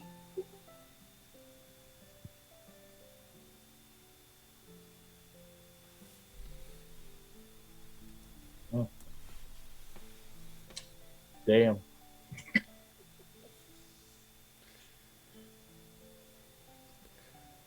I should know better than to have the Discord. So are we just kind of hanging out? Do we have a long-term cure for this? I'm about to find out. Eldon Voss just kind of looks at you guys. Well, First, I'm going to eat. You told me that you were over at the Spirit Rock. Anything you were Yeah. looking into? Well, yes. Something you can share? No. And he kind of looks at you. He kind of looks over to the rest of the party. I hope my son's curious nature hasn't gotten any of you in trouble along your travels. Mm. Usually it's the Never. opposite.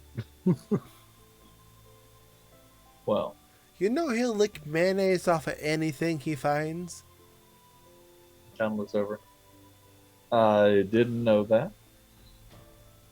It was a temporary lapse in judgment. I was sleep deprived. Keep And I don't know. keep him away from mayonnaise. I wouldn't know. I was dead for that. That's true. Technically, you were alive at the time, He was recovering. but technically, you were He alive. was dead to the world. There we go. Only Shut up, slightly, God. only slightly more relevant. I am God. But yes, you were technically alive for that. But you were sleeping for days. But, anyways, what's for dinner? Well, he kind of looks over. Pretty sure Adrian has some roasted boar with a variety of wild vegetables. And then some nice fruit cheese. It's a cake of some kind. A cake of cheese. I don't know. I think he's talking about cheesecake. Very possible. Well, Well, then, I really hope it's not some type of baked cheese. That'd be really weird. a cheese it. It's a Cheez-It. It's a stack of Cheez-Its Cheez-Its are canon. with a strawberry on it. Look, Oh, it's God. cheesecake. Not the same Where's this thing. box of Velveeta come from? But yes, you guys kind of sit down to a relatively nice dinner. It's simple. You know, no one here is a professional cook. But at the same time, the food, unlike the food you guys normally get at the tavern, this is not made for mass consumption. This is like just a regular homemade meal where each piece is designed and given the care it needs to taste best.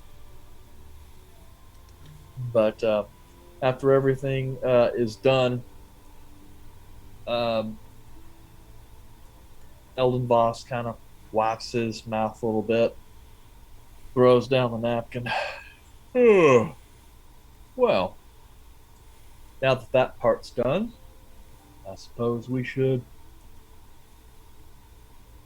figure out your next steps, huh?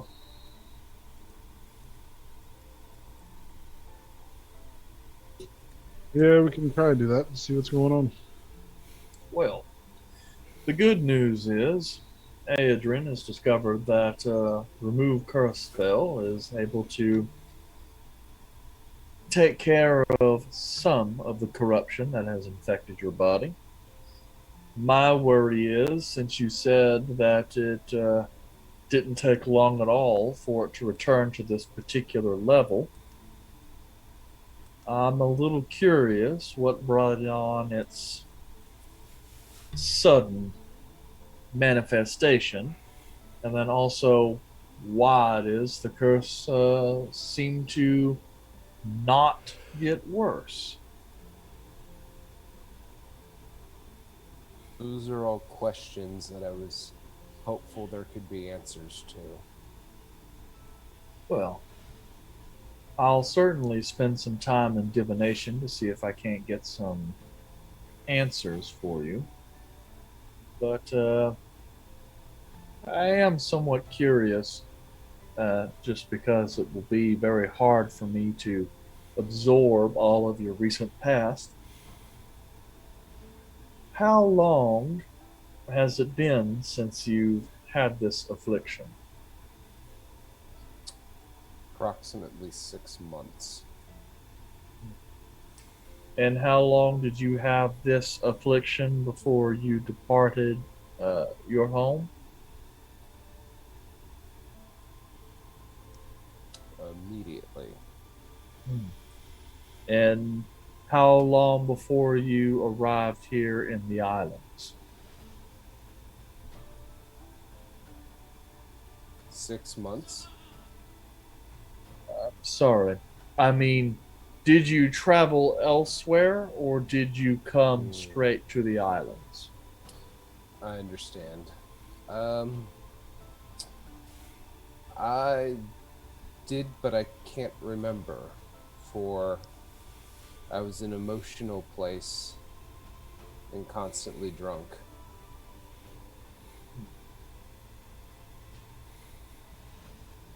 Let's see. There's a lot that I can't remember in the past 6 months. To your recollection, did this curse get worse while you were in this dark place?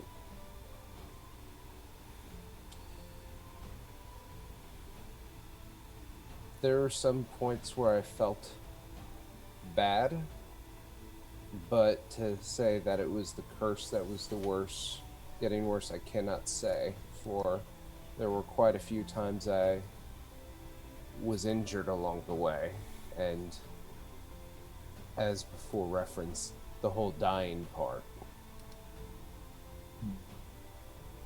Well, so how long after sustaining this curse did you meet up with my son and the rest of your compatriots?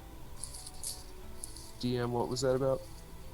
Because I know it was 6 months from here till now, but that was, we've only... That is a together good about question. I think we need to establish 3 months. Yeah. Yeah, 3 months and total. Because it's been about 6 months since I left here last. And then I was traveling for a couple months, and then I met up with them 3 months ago, I believe. Yep. Just gonna check right quick. Yeah, so my recollection was... So session 2, the 53rd day of the last seed. So that would have meant 27 days plus 66 days. So yeah, that's right around 3 months. Yep. Just over 3 months.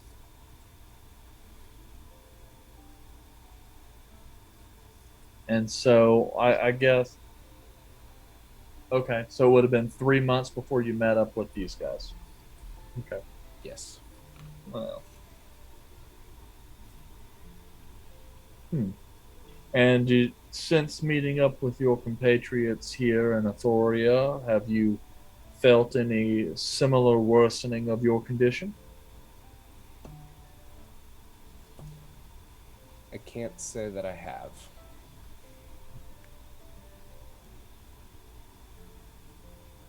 Part of the reason for that particular line of questioning is sometimes emotional state and actions play a role in the progression or recession of corruption. It's possible that in your dark state, that sort of anguish was in a way feeding the corruption and making it worse. And then your, I suppose you could say, mental state improved and the curse abated for a time. I would say that my mental state improved upon meeting the group. I was in solidarity for almost those 3 months, not able to very well connect with people or others. Yes. I would assume, though, normally if your mental state improves, though, it would only trigger the curse to get worse as a way to ensure you stay well, agonized. Hmm. Is there something you guys, your group, did uh, upon first meeting each other? Something of note that might have been the catalyst for some other kind of change? Some sacred place you visited, or good deed you performed, or something of that nature?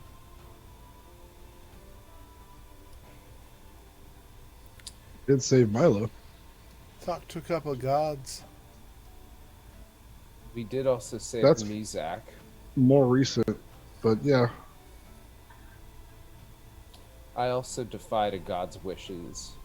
I defied a god's temple.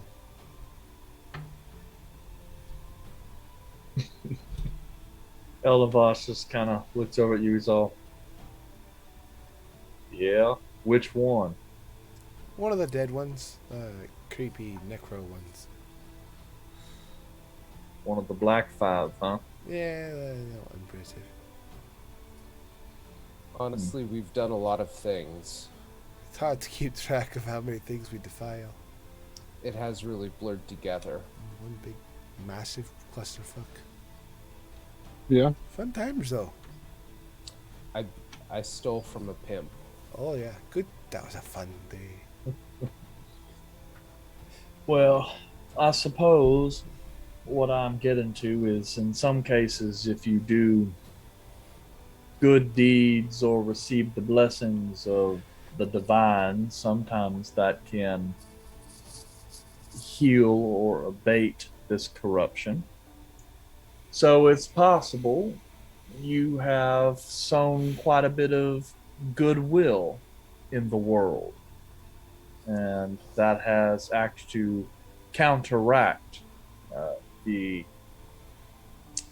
de-evolution that you would have uh,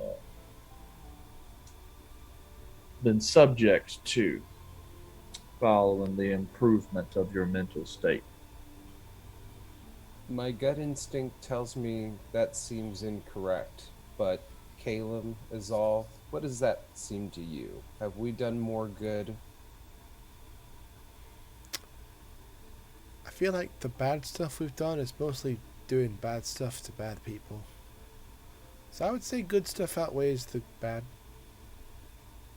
Yeah. I can't recall us doing anything absolutely evil, which is good, I guess. I don't know. Does robbing a pimp count? Hmm. They're probably up to no good. That's at most neutral. In theory, did we actually know it was a pimp, or Nah, did we it's- just judge that person? We're judging that book by its cover. Mm. Very blatant cover. That's Mm. our fault on that one. So I guess maybe He could have my been a good person. Could have been my going to church. takeaway is maybe I need to be more thoughtful of what's going on with my body in relation to the things we're doing in the short term. Suppose that's possible. Indeed.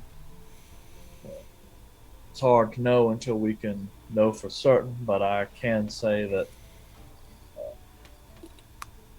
the kind of corruption that seems to have infected your body comes from evil, Red, pure and simple.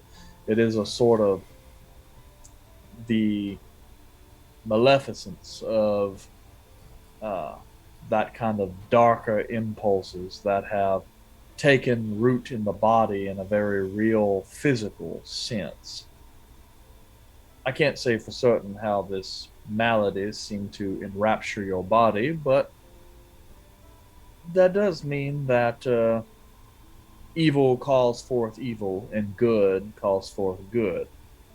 So, as you move forward, I suppose you should, at least for the time being, abstain from evil acts and perhaps try and put a little good in the world.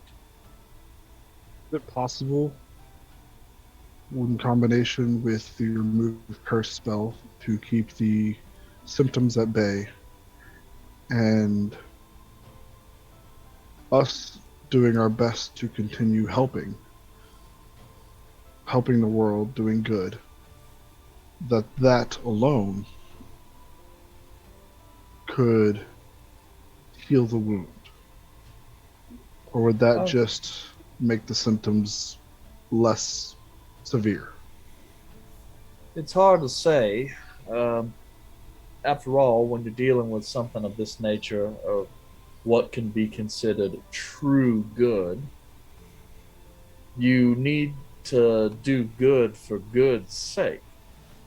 You know, uh, in Yeah. a certain respect, I have complicated some things by telling Volred that he should contemplate good actions, because before now he may well have been performing good actions simply for the sake of doing good actions to incur that good karma. Whereas now, if he's aware that good actions may well uh, help him and be of benefit, it in a way taints the truth of his action. To some sense, he may, on some subconscious level, act for good simply because he wishes to reap that benefit, in which case it will not help him at all and may, in fact, only hinder him further. But I suppose it would depend on his case. As far as healing him, if if the actions he performs are good and true and virtuous, perhaps I think to truly destroy this curse, perhaps he will need to perform a selfless act or some true act of goodness or heroism, such that is not normally performed. Who can say?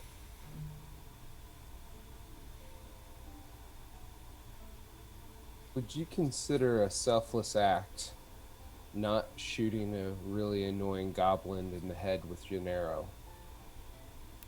Well, I wouldn't necessarily consider it as such, but what I will say that the power to handle this comes from the gods, my friend, and I cannot speak for the gods.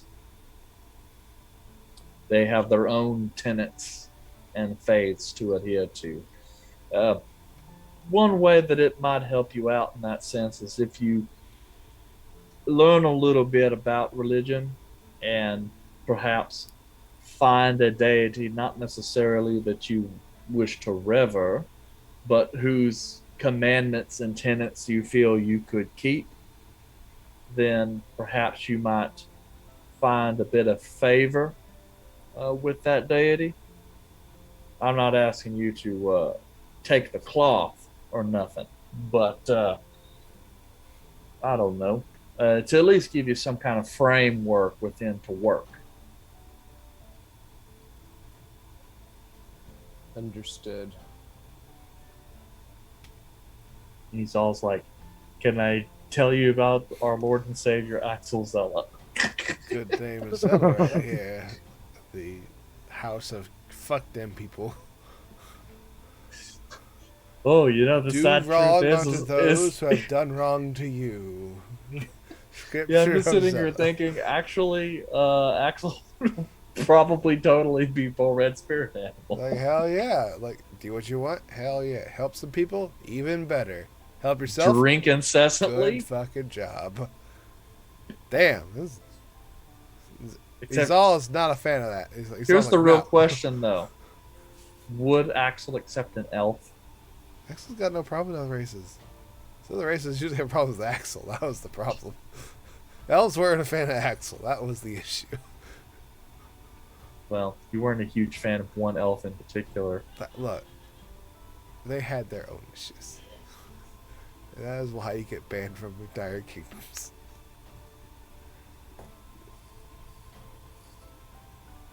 I need to get a pamphlet, I guess, for Zella. It's like, hey, check out this good word. Do what you want? Hell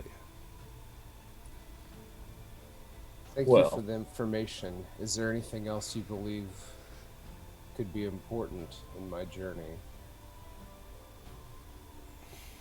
well, there is something I would be interested to try. There is a spring here in the valley that absorbs some of the magical energy of the ley lines. Caleb, I believe you know the place. Yeah, it's the main reason we came here. Ah, good. Well, the magic there has some very restorative properties. Uh, I would warn you, though, on occasion, bathing in the waters, you can you can see things reflected in the pool. Truths, memories. It's hard to say. It's different for every person, and a great many people who have bathed in the sacred pool never see anything. But the water is rich with energy, and perhaps it would be strong enough to fortify your body and perhaps help you give uh, some longevity to your healing. Thank you. I will certainly try that prior to our departure.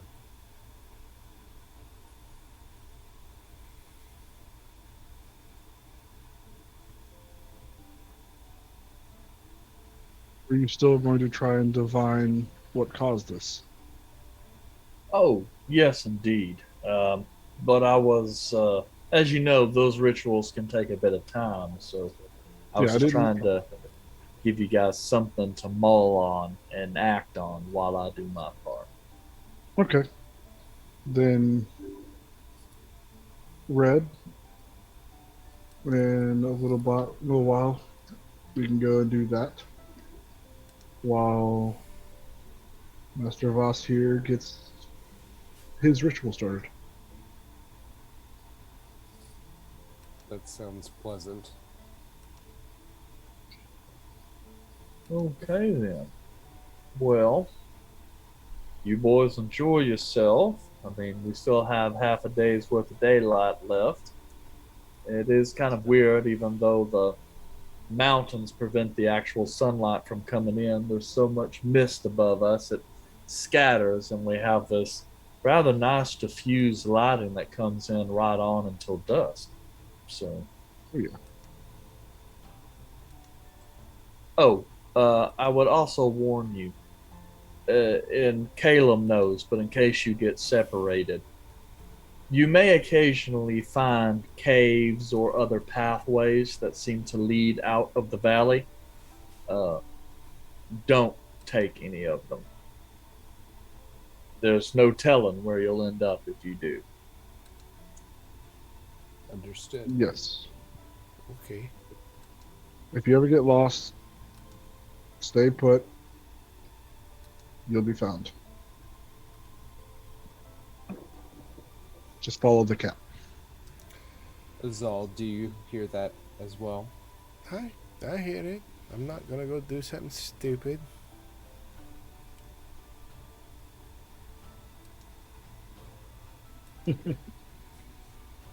Anyways, before we do that, I open up this book and I copy remove curse with the little bit of gold that I have left. Why are you so poor, Caleb? Bitches. Yeah, especially since you see how well your room is. It's not like I can sell everything in my room. That is true. As you've tried. Is it poor? Let's make fun of my poor friend. Okay. Anything else you guys want to do before you head out? Good. I'm just Okay. hanging out with the weirdos. So, finish up with your food. Pack up any last minute shit you need to. Mostly Caleb, because no one else dropped their shit off in the room as far as I'm aware. And then head out. And that's where we will call it for this evening. Give Ari a chance to catch up and enjoy a sacred spring, because if he misses that, he'll be really upset. But also, it's time, you know? So, hey guys, be sure to come back next week. Or wait, is that the weekend you guys will be gone? Red? No, next week is good. It's 21st. Next week is the 21st. following, and I believe I'm still available. Oh, okay, so it's just another Ari be out thing. Psalms Anyway. Ari. The point is, come back next week for chapter 47. We'll see how the guys enjoy their trip to the hot springs. Right? Ooh, we're getting a spa day. Hot spring episode. Let's go. Everyone got your best swimsuits. And then maybe we'll get to hear more backstory or something. Who knows? But be sure to bring a friend. Also, all of our videos are typically available like 2 days afterwards on YouTube. Link to that should be socials in the chat. Thursdays, Adjacent with Jace, 8 p.m. Central. Our wonderful producer Jace, who plays these all, does a talk show where people are adjacent to each other. They're with Jace and they talk about the campaign and other shit. So We talk shit about the DM unless the DM's there, and then we don't. yeah, that's true. Well, people still talk shit about me. They just do it in the chat. Yeah. We talk shit at you. Yeah. Who's supposed to be there this week? I think it might be you this time, DM. You know, this would be better if I actually kept to posting a schedule. That's Now, probably you tried it 2 weeks in a row, failed miserably. well, I do believe it is either Ari as the guest or DM Eric. I'm not sure which one. Go back on our VODs to figure out the order that it was in. Yes, we can check. Worst case, it might be me because Ari is absent this session. So that'd maybe be a that. weird conversation. Probably would go with Eric just because he was here last session. Yeah, that's what I'm sitting here thinking. In which case, see me this Thursday, 8 p.m. Central on Adjacent with Jace, and get any questions that you want to ask for me about the campaign, lore dumps, try and bribe me to kill other characters. Talk shit about him. It's real fun. Yeah. So, see you guys then, unless any other announcements. Unless it's catastrophe, everyone have a good night. Yep. Good Bye, night, everyone. peeps. See ya.